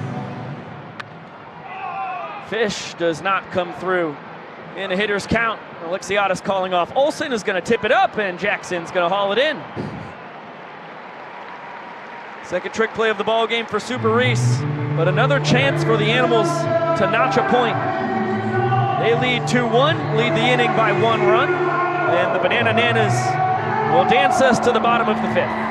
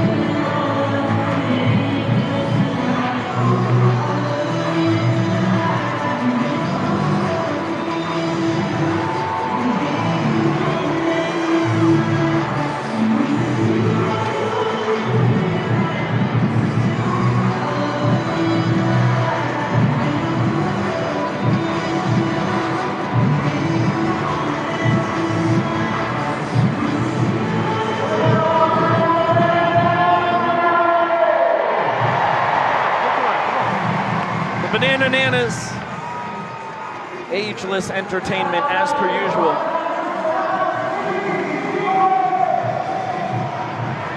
The best in the biz. As Alex Ziegler pinch hitting here for Corel Prime. Gonna have the first tax in the bottom of the 5th against Dalton Potts. 8, 9, and 10 in the order due to swing it. Hosley on deck. Olsen in the hole. Potts out for a 2nd inning of relief. Put up a 0 in the 4th to give the Party Animals their first lead of the weekend. And a ball and a strike now on Ziggy. We're past the hour mark in this ball game, so if the weather does return and we are cut short, this is an official game. And if you get through 4.5 innings and the home team is winning, then it's an official game. You got to get through 5 if the home team is down. But it's 5 full innings or past an hour in Banana Ball. Yeah, we got that hour One mark. of the 2 qualifications. Correct. We're getting close to meeting both. Yes.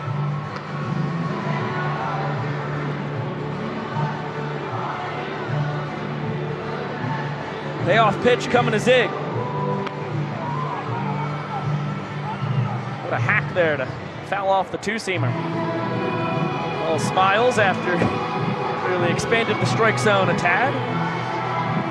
What the men off the bench have done especially well for the Bananas, regardless of whether they've reached a base or not, is put up really good plate appearances against Party Animals pitchers. And you could say the same right now for Alex Ziegler, lining that one foul. He's about to receive an 8th pitch here against Ponce to start the bottom of the 5th. Excellent snag by Drew Gillespie in the dugout on that foul ball. What an at-bat. Ziggy earns the sprint. And with the sun now shining on Truist Park, Party Animals pull off the sprint defense to a T. Get it all around all 7 fielders behind the pitcher and catcher in short order. Ziegler representing the inning tying run, cannot be pinch run for by Malachi Mitchell, the designated runner, because he was already used this trip through the order. And Hosley, hot shot, backhanded by Jacobo, flipping to second. Baber between the legs, over to first. Party Animals go around the horn.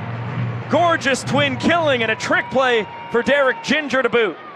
You have to love everything about that play for the Party Animals defensively. It starts with a good pick at third base and a throw that was rather off of balance for Sal Jacobo, but with enough mustard to get to Dustin Baber, he goes between the legs. And the Party Animals turn too. Well, Jacobo pulls out the handstand.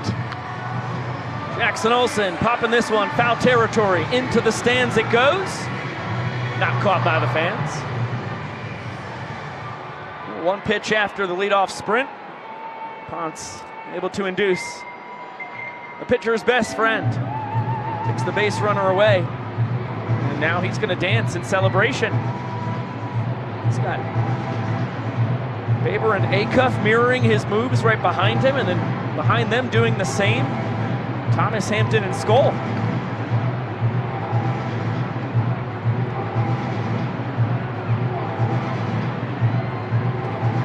This is my kind of dance, a little call and response.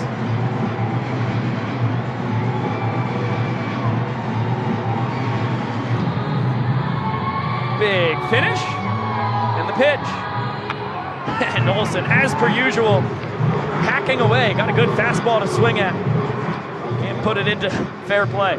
And unsurprisingly, he was a rookie last year, but Dalton Ponce led all pitchers in strike percentage on pitches post a dance on the mound. And does it yet again against Jackson Olsen. This time he couldn't put it in play and give us another highlight like we saw in Tampa Bay. Yeah, one of the more exciting double plays we'll ever see. Swan to Acuff to Ponce. Wow. Holy moly. I think Vincent Chapman is going to say it was high. I'll leave it at that. Backdoor bender. I think that was a makeup call. Pops isn't complaining. He's boogieing, heading off the mound. He's earned points in each of his innings pitched. And the Animals now up 3-1. Yeah, it's a return to form for Dalton Ponce after he struggled last weekend. 3 minutes and 46 seconds on the MPI clock for the right-hander. Get it on down to Zion Bright for little baby got back. Second base, pick their babies up on their back, and then race to home plate. In this race we like to call Baby Got Back. Contestants, are you ready? 3, 2, 1, go! We're gonna see whose anaconda's gonna bite first. Remember, you only don't want none unless you got buns, hun. Okay, and the Katies are off to a good start. And oh, that is not a good start. We're going, we're racing. Baby's back, it's moving. LA faced with the Oakland booty. Oh, who's gonna win, Katie? Katie's got back! And that is Baby Got Back, where Katie is the winner. Thrilling finish there to Baby Got Back. And Noah Nisnik's afternoon is done. He gives way to Gage Voorhees, second man out of the pen for the Nanners. Voorhees out for the 8th time this season, his 4th relief outing. Has a 1-2 record this year and struck out a season-high 5 batters across 3 innings pitched last Saturday, while only surrendering 1 hit, as 55.4% of the outs behind Voorhees have included a trick play. And it's going to be 5, 6, and 7. Here is round 3 for Chase Acuff.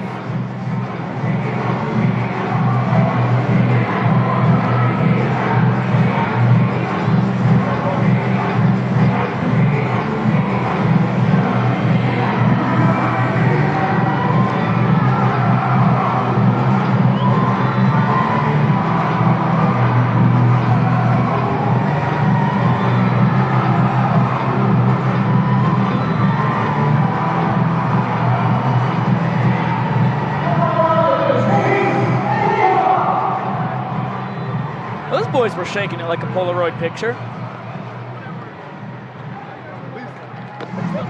See, it doesn't just have to be limited to something that happens during your college career. Acuff to the fans. Not caught.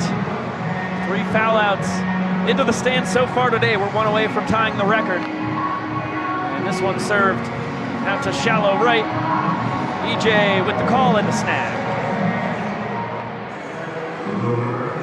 Yeah, Jones Jr., Olsen, and Alexiadis all creeping towards one another. EJ makes the most vocal call. You could see for a second he thought about trying to tip it up to himself, but it looked like he stumbled slightly in the outfield grass and just caught it the traditional way. Diving stop!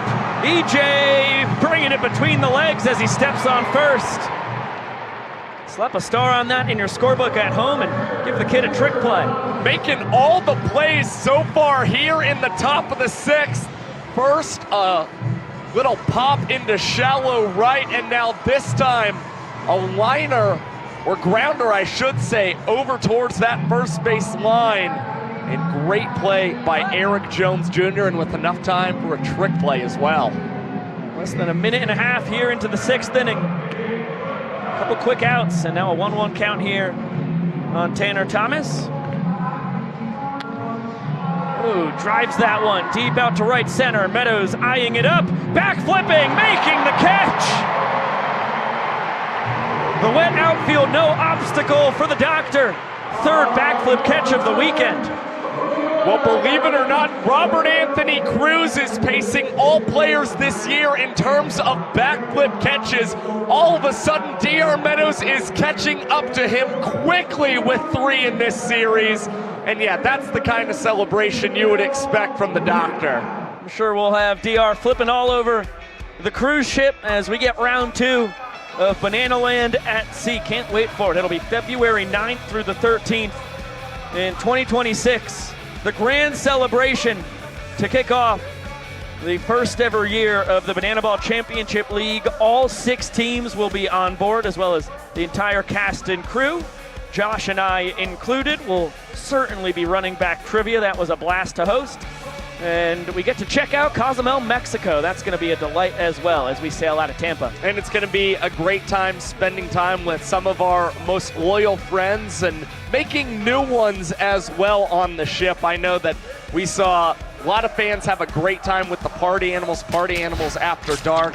Bananas hosting some nail painting sessions. So the cruise has been so good at breaking down that barrier between player and fan. Sean Fluke was going buck wild at Banana Land After Dark. Party Animals After Dark, I beg your pardon. The silent disco.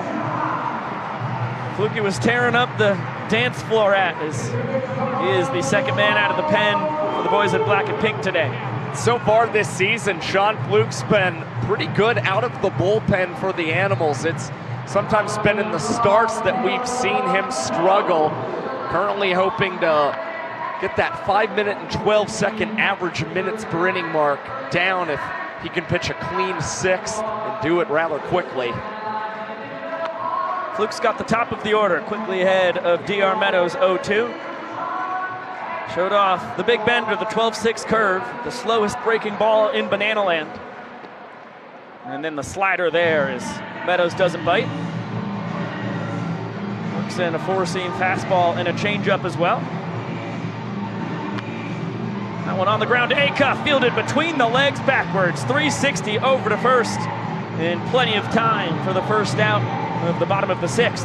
That is one of the best trick plays in the bag of Chase Acuff, and it's pretty proper that it's the 200th of the season for the Party Animals in 2025. You always want it to be one as great as what we saw from Chase. I'm getting a sneak peek of Dan Oberst's pre-at-bat routine here. Looks like he took a little nap in the stands between innings.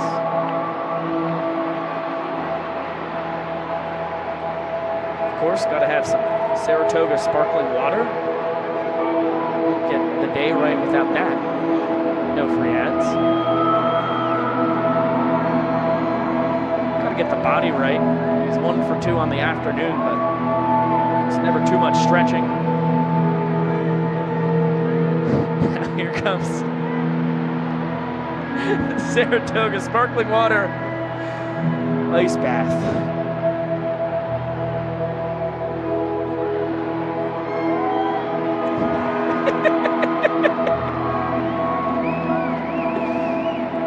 Soaking in his surroundings. Third swig of the sparkling agua. And naturally, he's going to have to do it. Another dip with his face into the ice water.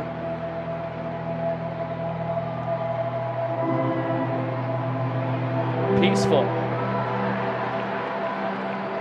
Wipe the banana peel on the face, great for the skin. In case anyone was wondering what it takes to be a 7-year Savannah Banana, it's a routine like this for Dan Oberst. He's going to try and barrel up a ball. No, they're going to take the sparkling water from him. Namaste, folks. And he lines this one into right center. The routine worked. Guy's gonna have to do it every trip to the dish now. And Dan taking a bow. He's got the water yet again, and he is going to down all of it and flip that up to Adam Byron. That is really impressive for Dan. Shattered bat. Bloomer to second, but Baber can't make the scoop. This one into right field. Oberst scampering over to third. It'll be the second error of the afternoon for the Boomer. And just like that, the inning-winning run 90 feet away. If anybody's confused about what just happened, by the way, you gotta get on X. There's, give me whatever you want with somebody telling you gotta get on X. As Ty blasts this one out to center, it'll be plenty deep. Oberst chugging home. And just like that, we've got ourselves a 1-point ball game with 3 innings to play. It's a quick inning like Sean Fluke was hoping for. Unfortunately, it results in a walk-off for the Bananas as Ty Jackson is able to prevail. It looks like Ty's not going to get the celebration. He was awful excited. Not going to happen. That was a parody of a video that has, I think, close to 800 million views on Twitter, now called X. And there have been a plethora of other parodies that are just some of the best content I've ever seen in my life. And speaking of some of the best content we've ever seen in our lives, let's get it down to the Bananas dugout to Drake Mole. Josh, Pico, I'm calmly sliding through the Bananas dugout. They're harboring terrible, awful secrets, but it's something that I'm here to investigate.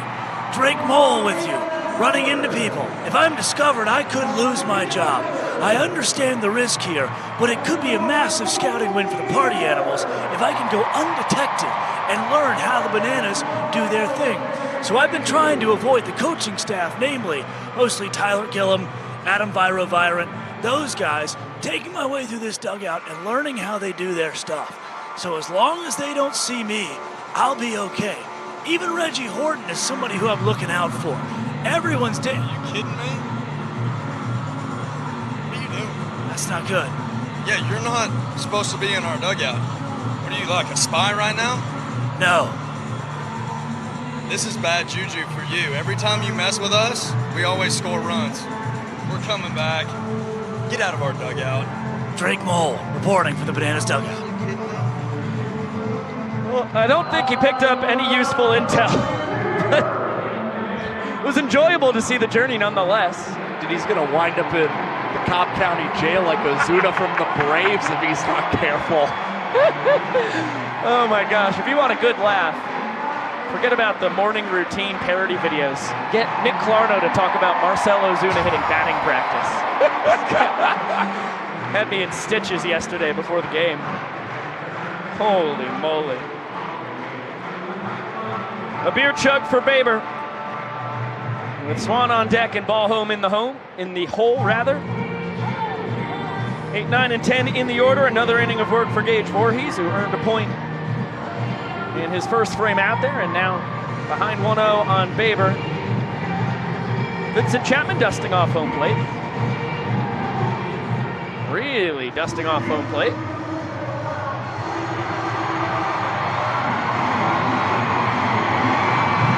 Now shaking it like a Polaroid picture.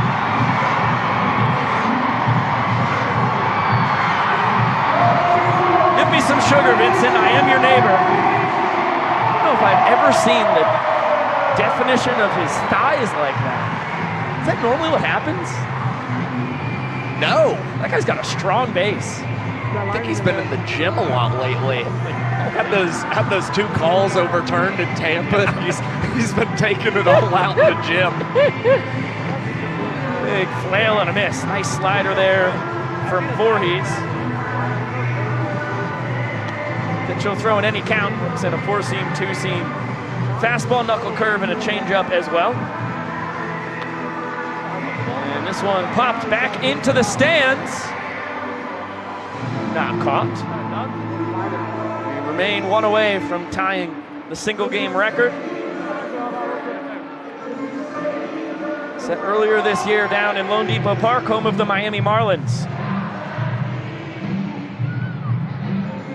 Payoff pitch coming now. What a beautiful crowd still on hand. They have braved the elements.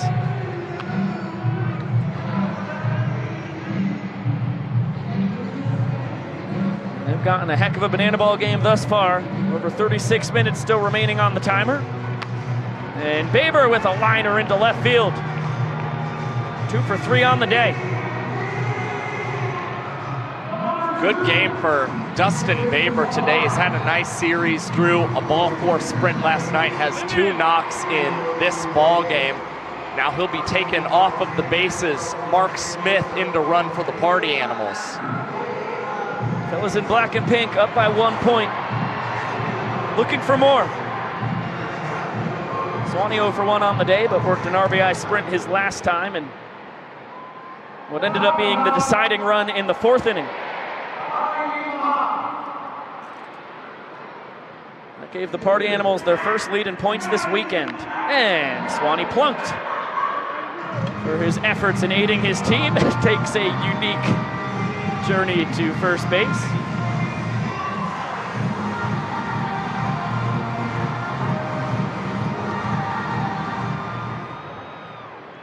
So 2 on, nobody out. And Mike Vivacis pinch hitting himself here for his catcher. Ball home was 1 for 2 on the afternoon. Vava, his last 2 plate appearances, a booming double that was less than a foot away from a homer.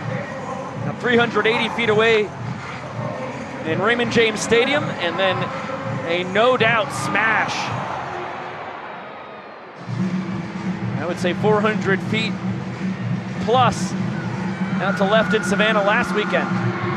If he wasn't swinging a hot bat and swinging it for power, you wouldn't see the head coach necessarily pinch hit himself right now, but he's been very encouraged with the way in which the bat has been going in his hand. Strikes out here. Nasty slider from Voorhees makes Vava look silly. And that's a big first out for the Nanners. Back to the top of the order we go. Reese Hampton turns back around to hit from the left side. 0 for 2 from the left side, a booming double. His lone trip to the dish. Hitting in the right-handed batter's box as Leroy throws behind Swan. He's back easily.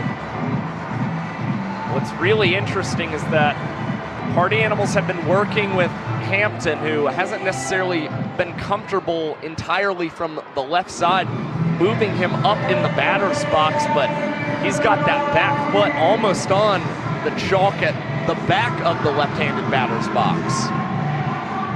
In the catbird seat here, ahead 3-0. And swinging and lining that one into right center. Mark Smith is going to score easily. Swan over to third. Hampton into second with the hustle double. His second 2-bagger of the ball game. And the Animals with a chance for a point here in the 7th.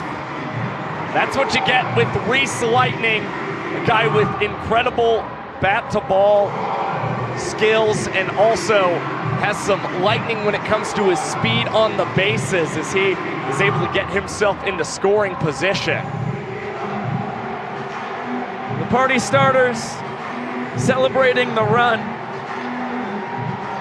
with Blake Benson, Jake Lialios, and Nate Tellier.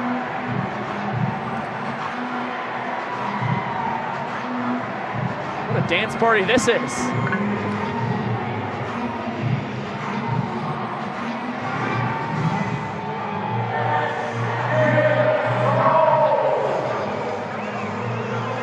Think we're gonna see that one on social media?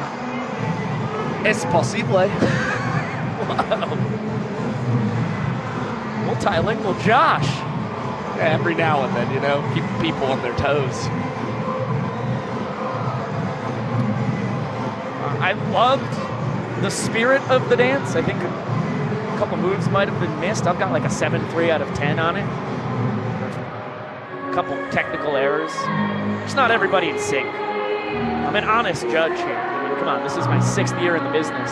My score was actually lower. I was 7.1. Not by much, but I was lower, and I'll be honest about You're that. right there, yeah, we're in the ballpark. We both had the same read on it. A lot of fun, though. Ball and 2 strikes on Jake Skoll. Swan off third, Hampton off second. Something extra on the leg kick. And we might get a play at the plate here. Rack with the catch. Swan taking off. The throw is going to be cut off by Hosley. Skoll with another quality at-bat. 3 for 4 on the day in that department. Drives in his 2nd run of the afternoon, and now 2 across for the Party Animals in the 7th. And it's the 2nd sacrifice fly of the game for the Party Animals. 2 runs against Gage Voorhees in the 7th. Now with a man on second. And Andy Cosgrove due up. The ball will be handed over to Dakota Stilts, All-Britain, taking the mound for the 14th time this year. Saw Stilts with tears in the batter's box last night, ended up lining out to right. Great piece of hitting, just hit it to the wrong spot. And of course was after the heartfelt message from his mom, Lisa. Turns out it was only one of 15 plus times that Stilts cried yesterday. He told me at the post-game dinner. Special day for him. Got even more tears than getting to see John Cena in Tampa last year did. And first pitch behind the derriere of Andy Cosgrove, so Hampton will grab a free 90 on the wild pitch.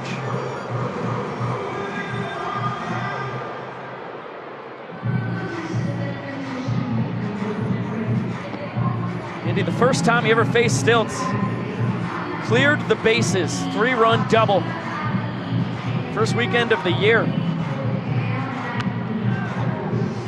Chops this one foul. Normally there's a learning curve trying to figure out how to hit the unique arm angle. Cosgrove, former Twins minor leaguer, had no trouble. He also happened to take Stilts deep in the prime season as well. Even though Skoll is the only Party Animals batter with multiple hits against Stilts this year, this is probably the man he least wanted to face today. A tough task here in the 7th as Cosgrove lifts this one. Foul territory. EJ going towards the dugout. Makes the catch. Leaning over the railing. Heck of a play to end the top of the 7th. The kind of play you'd see Freddie Freeman make during his Braves tenure. EJ with great range, leaning over the railing and coming away with the grab to retire Stilts' nemesis in Cosgrove. Let's get it down to the field. Middle of the 7th inning for a little in the sack. Find out who is best in the sack. Ladies, you are going to have to hop to your partners. Partners get in the sack and hop back to the finish line. Are you ready? 3, 2, 1, go! They're off to a hot start. The gentlemen are thrilled. Jared is wiggling over here with anticipation. He's going to have to hop in. Both are hopping in. And look at that teamwork. He's got the hands on the hips. clapping in unison. They're gonna have to catch up. They've broken the tape.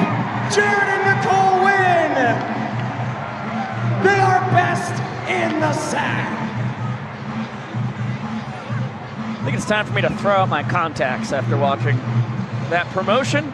Let's set our sights on Ryan Rodriguez, new man out of the pen for the Party Animals. Yeah, great to see the righty climbing the hill. 0-2 this season for the Animals. He's done very well in the strikeout department this year. And the only thing that's kind of held him back in 2025 has been 3 home runs that he has allowed to the Savannah Bananas. Fortunately for Rodriguez, he is not due to face Dan Oberst, who's hit it out twice against him, or Robert Anthony Cruz. 5, 6, 7 in the order here for the Nanners. Cox, Alexiadis, and Leroy. And Coxie, first pitch, jam shot. Cosgrove still with the mask in hand, trying to nail the behind-the-back catch. And it clings off the mitt. He was perfect in his lone trick play attempt, nailed that one. And the finale back in Miami. It's the greatest trick play we've ever seen from a catcher. Can't repeat the performance here today.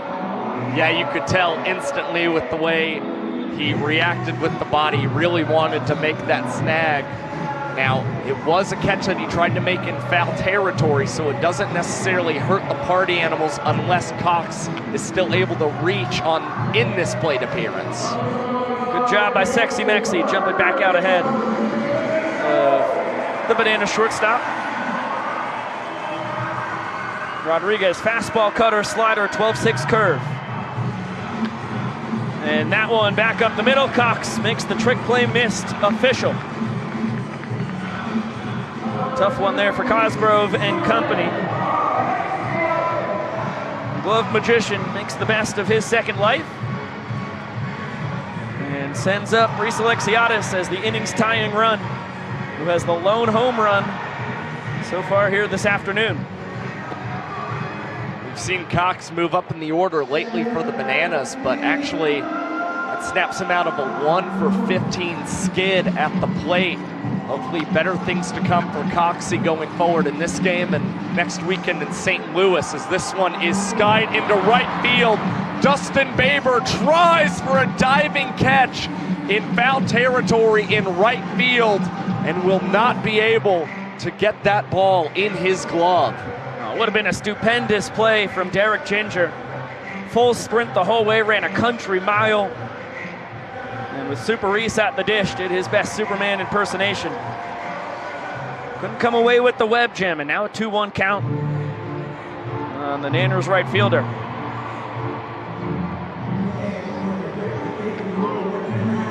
Rodriguez back in there. Nice fastball to even up the count. Maceo coaching third base, hoping to inspire a rally with his dance. And Alexiadis, another towering foul ball, once again not caught by the fans. I think Reese wins the award for highest elevation on his foul balls. I mean, they are to outer space and back. Cox, great jump, heading for second, but Alexiadis to protect the front door bender. Well, Reese has always been known for his exit velocities, but he's starting to get a reputation on the launch angle when it comes to the foul balls at the plate. Another 2-2, this one squibbed foul.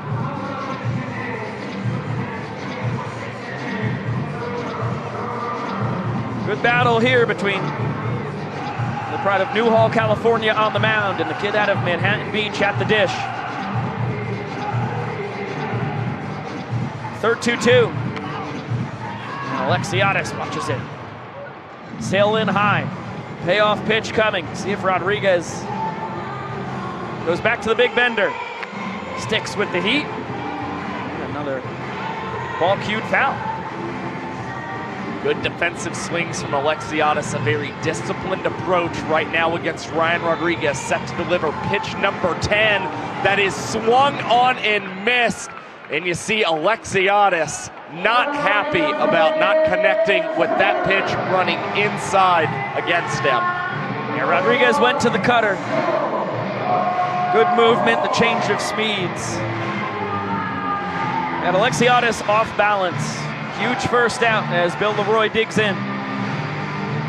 The 8-year Banana pride of Dublin, Georgia. Die-hard Braves fan. Good wood, but nice sliding snag. Tanner Thomas. He's gonna whip off a little grass angel after robbing Leroy of a knock. And it looks like he's got his phone set up on a little tripod right in front of him in left field. So you may see that on a Tanner Thomas vlog in the future. That was a great play. Yeah, he'll be sliding right into your living room on the vlog he'll post to his YouTube. It's fun, he's got multiple angles. He's got the camera watching him there, and then he's got the POV on the hat. Correll Prime, the last chance for the Nanners here in the bottom of the 7th. Singled back in the 2nd inning. Alex Ziegler pinch hit for him in the 5th. Worked a sprint in his stead. So the 8-hole in the order has been nothing but productive for the Bananas so far today.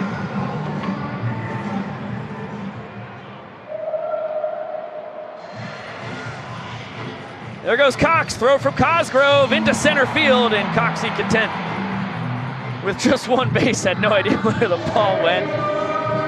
3rd steal in as many tries this year. He is not the fastest man in Banana Land, but picks his spots very well. Coxie also slid in awkwardly at the second base bag, and he was having a difficult time getting himself back up. Just an additional reason he wasn't able to take 3rd as Correll Prime skies this one in the infield. Chase Akoff will call off his defenders and tip it right to himself as Ryan Rodriguez, doing a split in front of the pitcher's mound, earns another point for the Party Animals in today's ball game. Excellent job by Sexy Mexi. Gets 3 outs for the price of 4. Picks up his catcher. And the Party Animals claim their 4th point of the ball game. They lead 4-2, 2 innings to play as you get another gander at Acuff, nailing his 2nd trick play, 3rd trick play of the ball game. And what a special weekend we have on deck, especially for Noah Nisnik and Reese Hampton. Die-hard Cardinals fans, next Friday and Saturday nights, we will be in Busch Stadium, one of the best ballparks on this planet, home of the St. Louis Cardinals. That is going to be a weekend. Smartest fans in baseball. We'll see if that's true of Banana Ball. I'm expecting a lot of foul balls caught by the people in St. Louis, and I would not be surprised if Nisnik and Hampton, Cardinals fans like you mentioned, are the first guys doing battle when we open play Friday night. We set our sights back on the ball game we have at hand here in Atlanta. Kyle Perry, the new man on the mound for the Nanners, as the boys in yellow and white down by 2 points with 2 innings to play. Toe in the slab for the 10th time in 2025. Perry with a 1-1 record. And last weekend, he threw 2 scoreless innings while striking out a pair of batters, and also registered his first sub-2-minute inning in his Banana Ball career, a 1-minute and 26-second frame. Spencer Schwellenbach, one of his teammates at Nebraska, was fantastic for the Braves last night. Perry hoping he's as effective here in the 8th inning. And a bare-handed snag! Foul out to a fan to start the 8th inning. What a play by that guy! And a foul ball that ties a Banana Ball record, now 4 caught in today's ball game. Both of these records have happened in day games. Isn't that crazy? Only 1 hand needed. Beautiful snag. Boy, who would have thought that Kyle Perry would get to pitch in a game in Truist Park this year before Spencer Schwellenbach? We can tell Schwelly that he got the out thanks to the fans instead of him. I think Schwellenbach would be a big fan of foul balls caught by fans in the bigs counting as outs. He's already one of the best arms in baseball after his fantastic rookie season last year. How could he say no to some extra defenders on hand? Ball 4 sprint there for Chase Acuff. He is aboard with 1 down. Perry probably got A rush of adrenaline, seeing the fans catch that foul ball for an out on his first pitch in the inning, and probably let himself get a little too quick pitching there to Chase Aka. It's nice to see him dialed back into the zone against Bryson Bloomer, who lines this out to right center field. Reese Alexiadis, ranging towards the warning track, has a sweet sliding grab. Takes away extra bases from the Boomer. Nice poke, but nothing to show for it. And Perry has gotten through 4, 5, and 6. 3 straight righties to start his evening. Now he gets to go lefty on lefty. The bad news for him, Tanner Thomas actually hits southpaws better than right-handed pitchers. A rare lefty hitter with reverse splits. And he is the donut hitter today. 4th trip to the dish. Fans still hoping for some free sweet treats.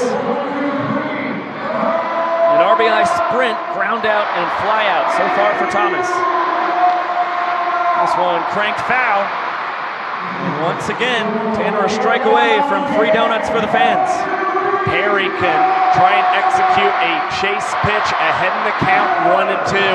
See if Tanner expands his zone at all against the left-hander. Goes to the fastball, leaves it up and in. Look down, it sets up a front door curve. There it is, Tanner jumps out of the way, but Perry doesn't get the call from Vincent Chapman. Perry and Leroy wanted that call. Could go either way. I think Tanner ducking out of the way just helps sell that one as a ball as he lines it up the middle into center field. And Thomas keeping the party animals alive with 2 outs. And denying the full capacity crowd their donuts.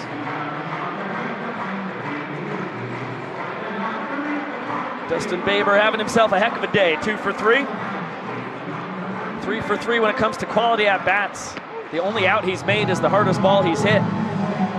Laser beam out to left center. Tracked down by Cruz though. He's followed it up with knocks in each of his 2 most recent trips to the dish, behind 0-2 here. It's just the fastball coming high.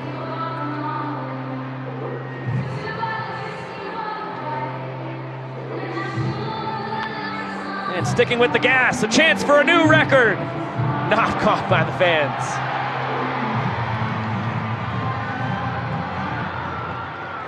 Atlanta currently tied with Miami. Running out of time to stand alone when it comes to foul balls caught for outs in banana ball history. This is our 230th game ever played. And a swing and a miss. Fastball does the trick for KP. Picks up the strikeout, and now he's got a card to show off. He's got to break open a pack of cards. He's actually wearing a Spencer Schwellenbach belt right now of some of his former teammates' baseball cards. They are what make up that belt. And the enthusiast him.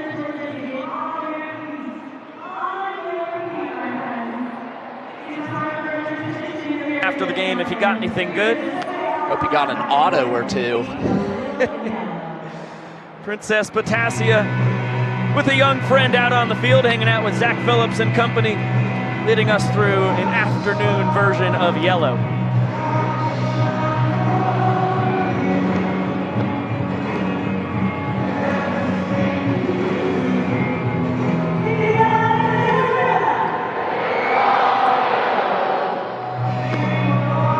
Outstanding weekend of banana ball it has been so far. I've said the word a lot, it bears repeating. Nothing does the trick better than special. So cool for so many guys on the Bananas and Party Animals who grew up in the area, grew up diehard Braves fans. Most of our fellas grew up going to Turner Field. Ever since 2017, they've gotten to call this wonderful ballpark home of the Braves. We've got got breaking news. Matt Olson and a Cal Ripken Jr. in that pack that KP just opened. Well, of course you're going to get a brave when you're pitching in Truist Park. That's got to make you feel pretty special, Princess Potassia. We love you so much, Banana Nation. And Morgan, what do you have to say?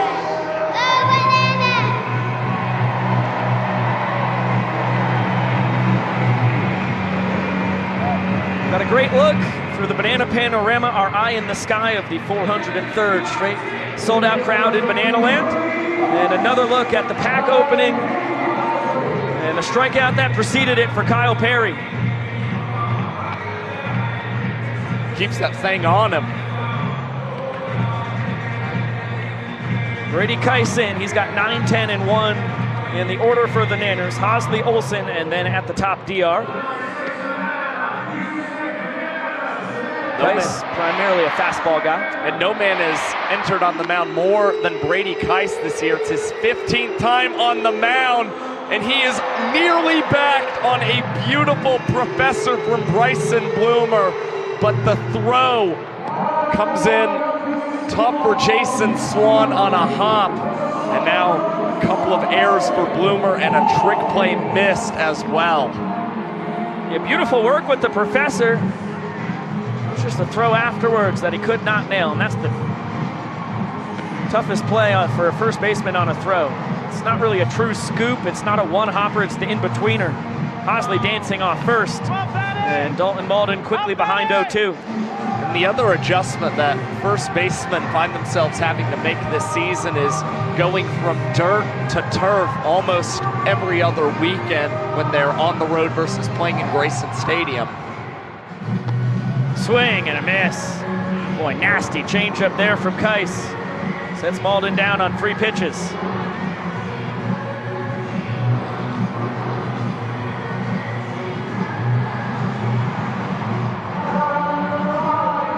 Crowd getting a good kick out of Farty's dance moves. Celebrating the strikeout. There goes Hosley. Throw from Cosgrove. Not in time. Danny Do-It-All in head first, just ahead of the tag from Baber, and is a perfect 6 for 6 in his stolen base tries this year. Good jump from Hosley running on that pitch from Kais, and Cosgrove behind the dish was nearly going into a celebration, thinking that he had gunned down Danny Do-It-All. Always a fun battle when Brady throws against Meadows. DR wraps this one out to Thomas in left. And Kais takes care of his former Columbus State roommate. Fist bumps aplenty to celebrate. Now this is a big plate appearance for Dan Oberst. See if he can get a knock, possibly earn his third sprint and claim a walk-off. Instead, dribbled in front of the mound. Kais has trouble getting it out of the glove, but fires just in time to Jason Swan to end the inning in 2 minutes and 36 seconds and preserve a 2-point lead for the Animals going into the final inning of play today. Big donut put up on the board by Kais. Got it over to first in the nick of time. And we head to our final inning. Party Animals up 4-2. Take a look at what it means to be heading into our final frame in Banana Ball. Every run scored will count as a point. And if we are tied at the end of the ninth, we'll go into showdowns. Well, lately we've seen the Bananas mount some impressive ninth inning rallies against the Party Animals. So right now they're trying to put more runs, which would turn into points on the board and just give themselves more padding. And we could possibly see them utilize the golden batter very quickly, as they have the 9 and 10 batters due up first in Jason Swan and then Mike Vivacis. And they're gonna have to try and mount a rally against Austin Krasminski, the hometown kid out of Roswell, Georgia, coming in with the lowest ERA on the tour and looked terrific last night in his Truist Park debut. Yeah, through a 2-minute and 57-second inning, and Austin Krasminski has opponents batting just 171 against him on tour, the lowest mark of any arm. And In 9 of his 12 outings this year, he has registered at least 1 strikeout. So he has just continued to pound the zone and get a lot of swing and miss as well.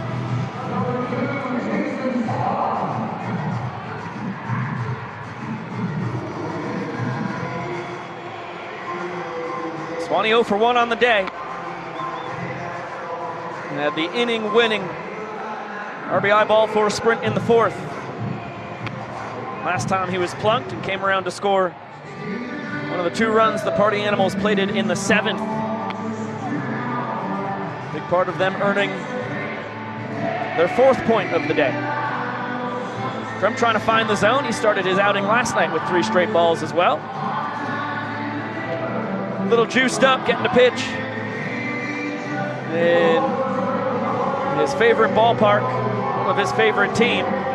Thought he caught the bottom of the zone there. Vincent Chapman disagreed. And Swan with his 2nd sprint of the ball game, 13th on the tour compared to just 3 strikeouts. It's remarkable what he has been able to do in that department. Well, now he's reached base on 2 sprints and a hit by pitch today. Again, we mentioned he has been phenomenal when playing around the Atlanta area, batted over 500 in 3 games in Gwinnett County, and now he winds up 2 for 4, 2 sprints and a hit by pitch. Come on now. Remarkable. Crum checks on him. He is back safely. Vivace's 2nd trip to the dish today.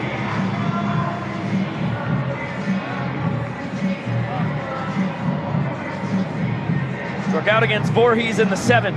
This is a tough matchup. Krasminski sits in the low to mid 90s. Swan taken off. Throw from Leroy, not in time. Oh, Jason Swan, the hamstrings looking pretty good. First time we've seen him attempt to steal since coming back from the pulled hamstring.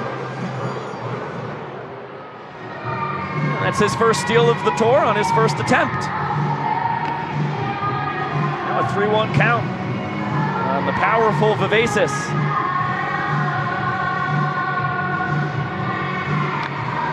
Got a fastball, couldn't square it up though.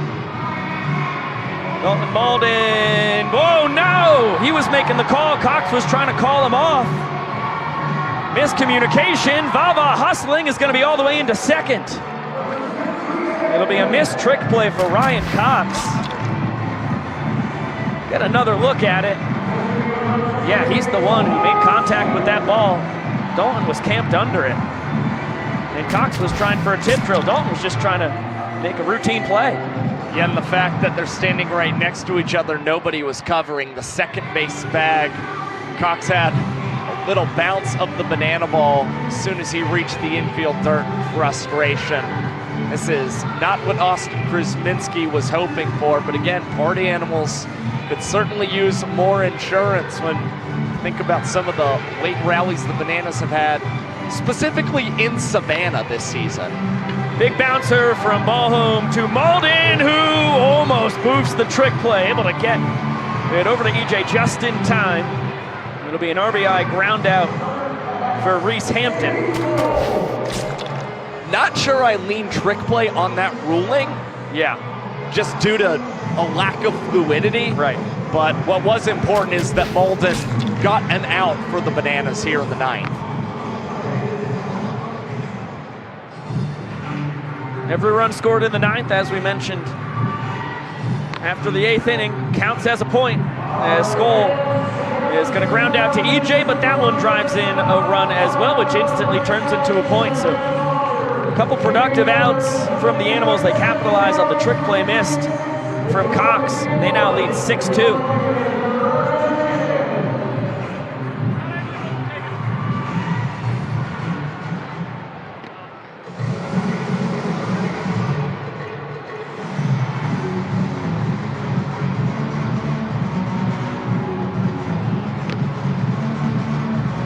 2-0 count here on Andy Cosgrove.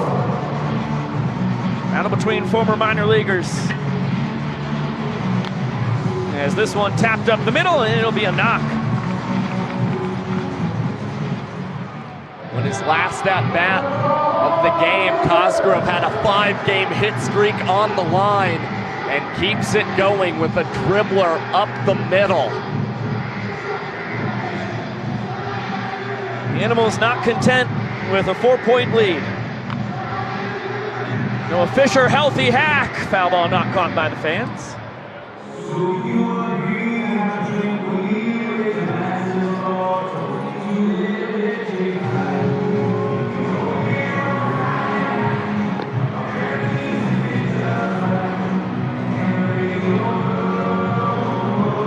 Fisher had the RBI single in the 3rd inning. Ended up netting the Party Animals their first point of the weekend. Behind 1 and 2 here, has to look out for the slider and changeup, as well as the high velocity heater.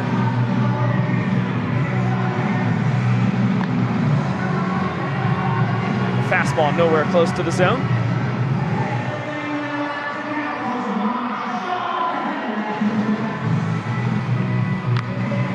Noah Fisher! If it's fair, it's gone! Foul. Well, I'll tell you what, Austin Krasminski is not going to run another heater inside on Fisher. Smiling off that ball, smoked just a hair foul. Another good piece of hitting, but this one straight to Cruz in left. But the damage done.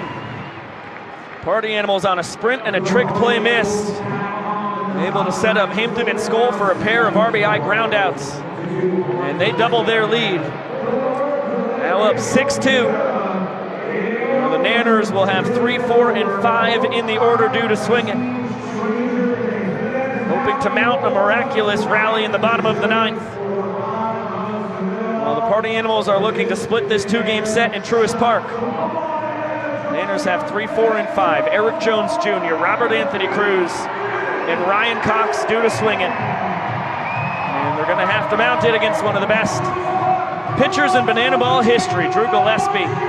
Excellent numbers here in 2025 on his 3rd World Tour.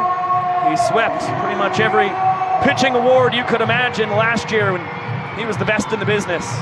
Well, Gillespie is unsurprisingly leading the Party Animals with a 3.77 earned run average.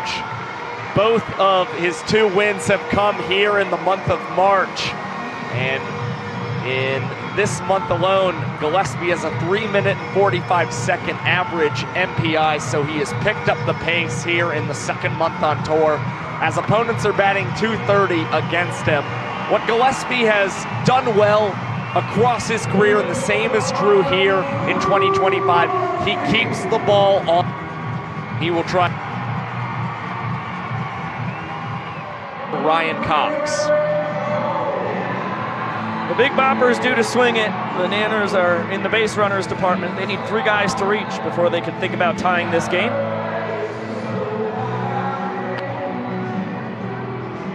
Can't hit a grand slam with nobody aboard. AJ's reached 1 out of his 3 times today. It was on an error. Gets the hands in on this one, but Thomas with a leaping snag. Boy, that had some late life to it. Looked like it was going to be routine. Ended up a little spicier than I think Tanner imagined. Well, he was crashing in just a hair, and that ball continued to float in the air. That's why Thomas had to jump last second and make the catch. An important one is Gillespie happy to just have a sure first out. Racco for 1 on the day, a fly out and a sacrifice fly.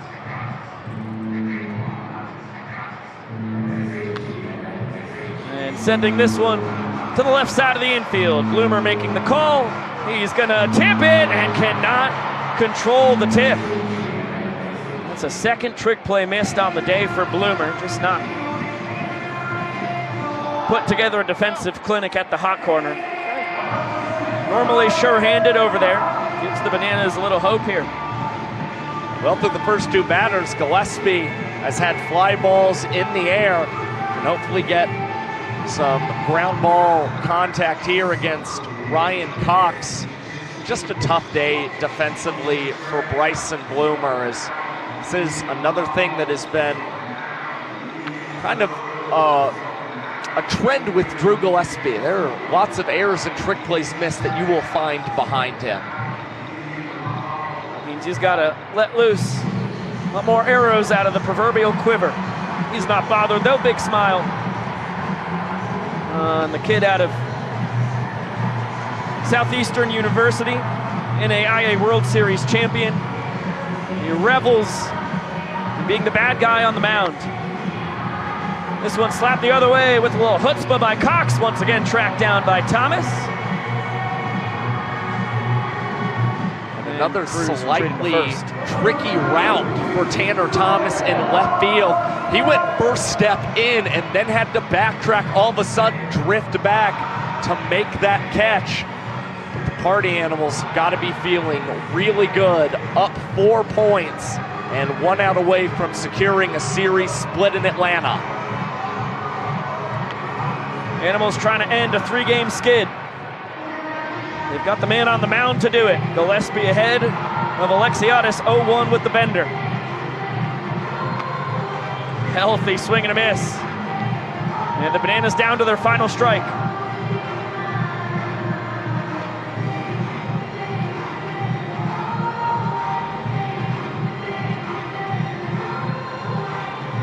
Oh-2. Swing and a miss.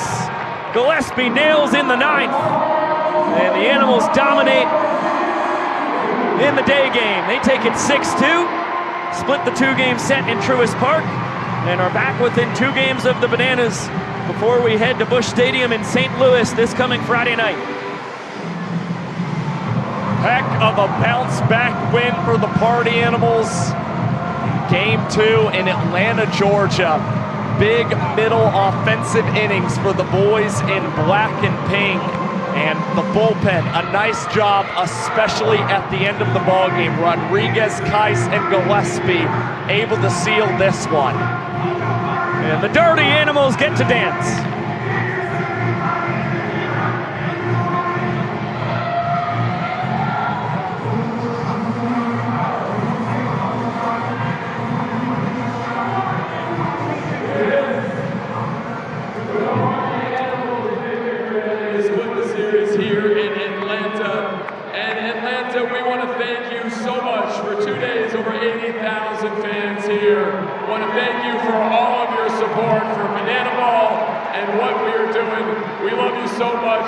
Party's not done yet.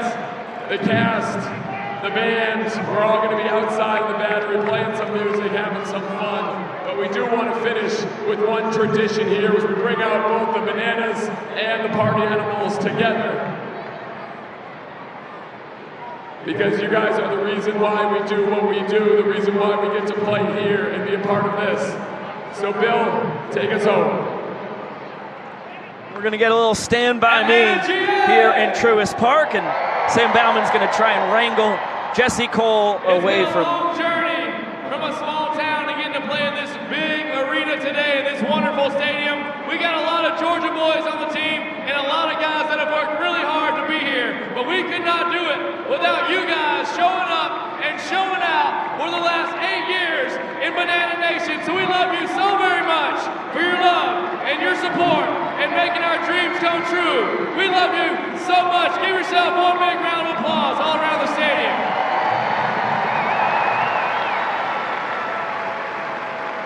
Now before we go home tonight, since we are a family here all around the stadium, I want you to get your hands up high.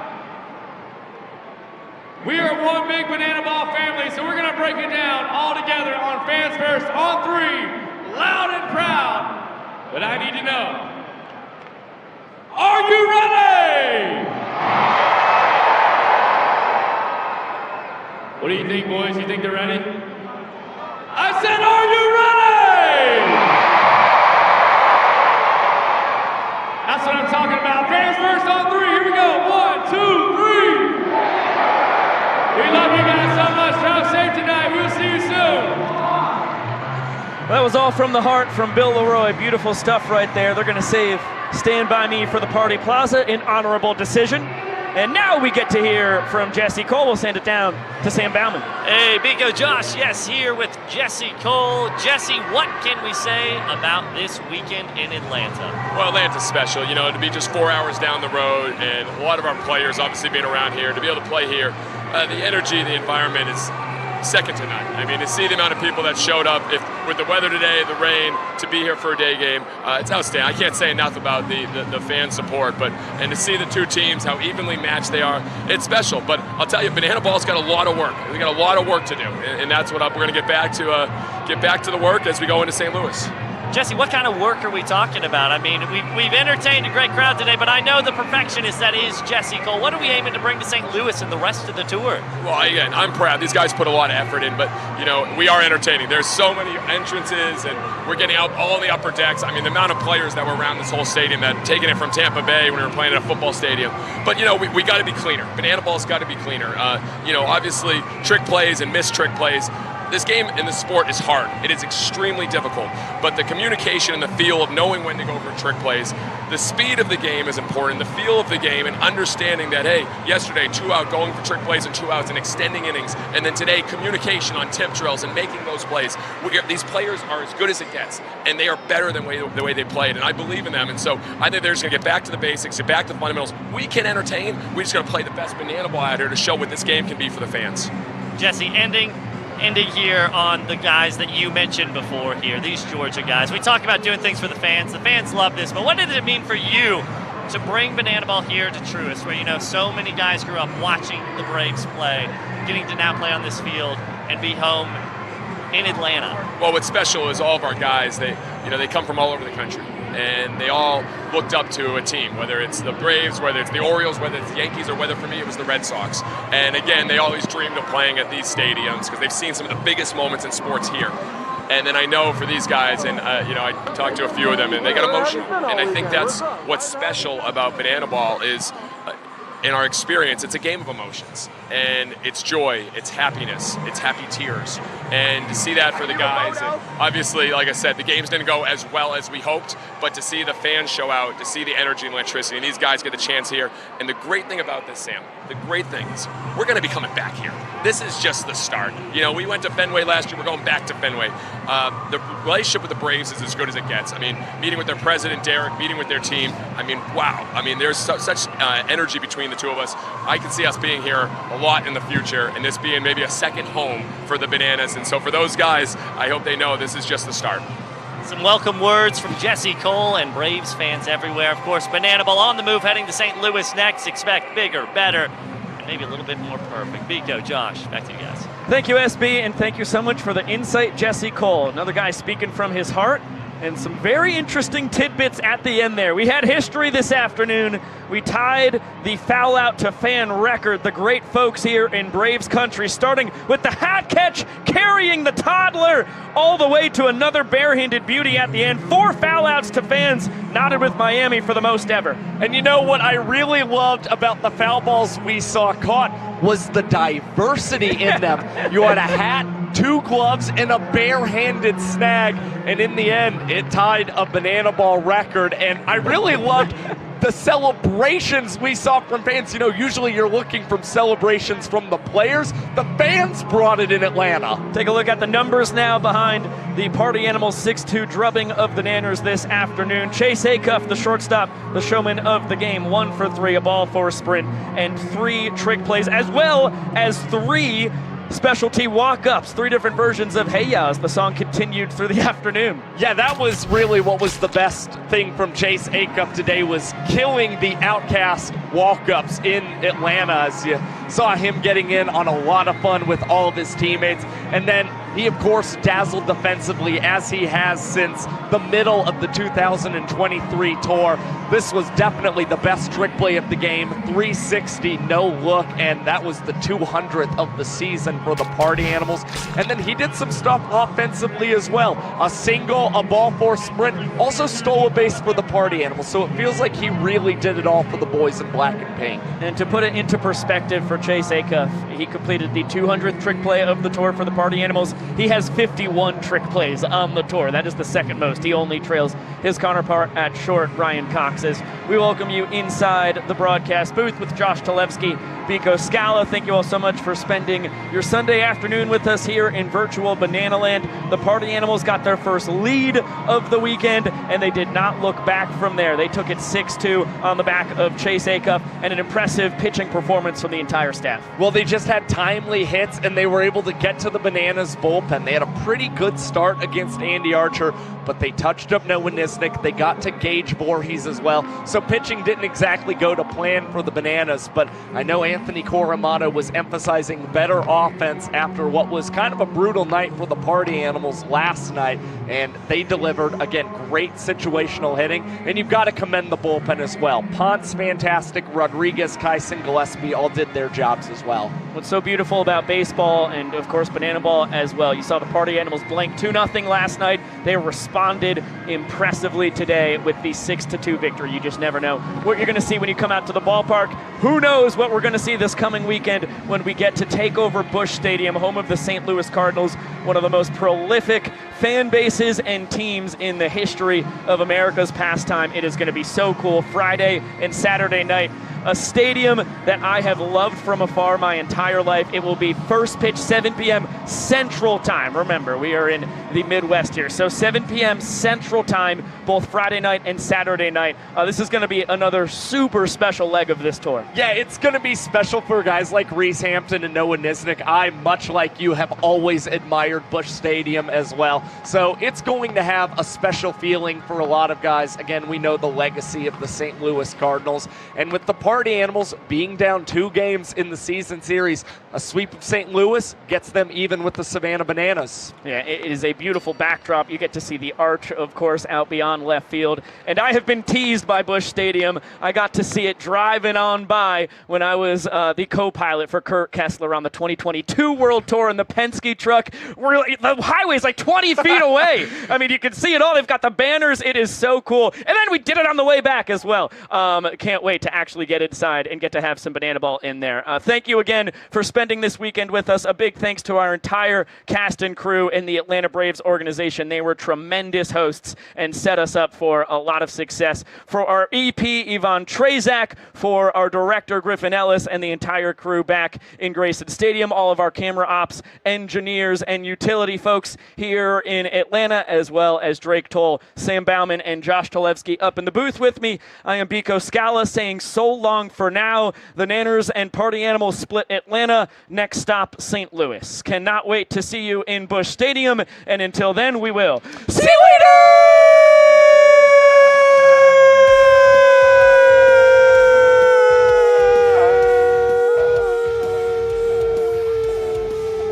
I say, what's cooler than being cool? Let's go.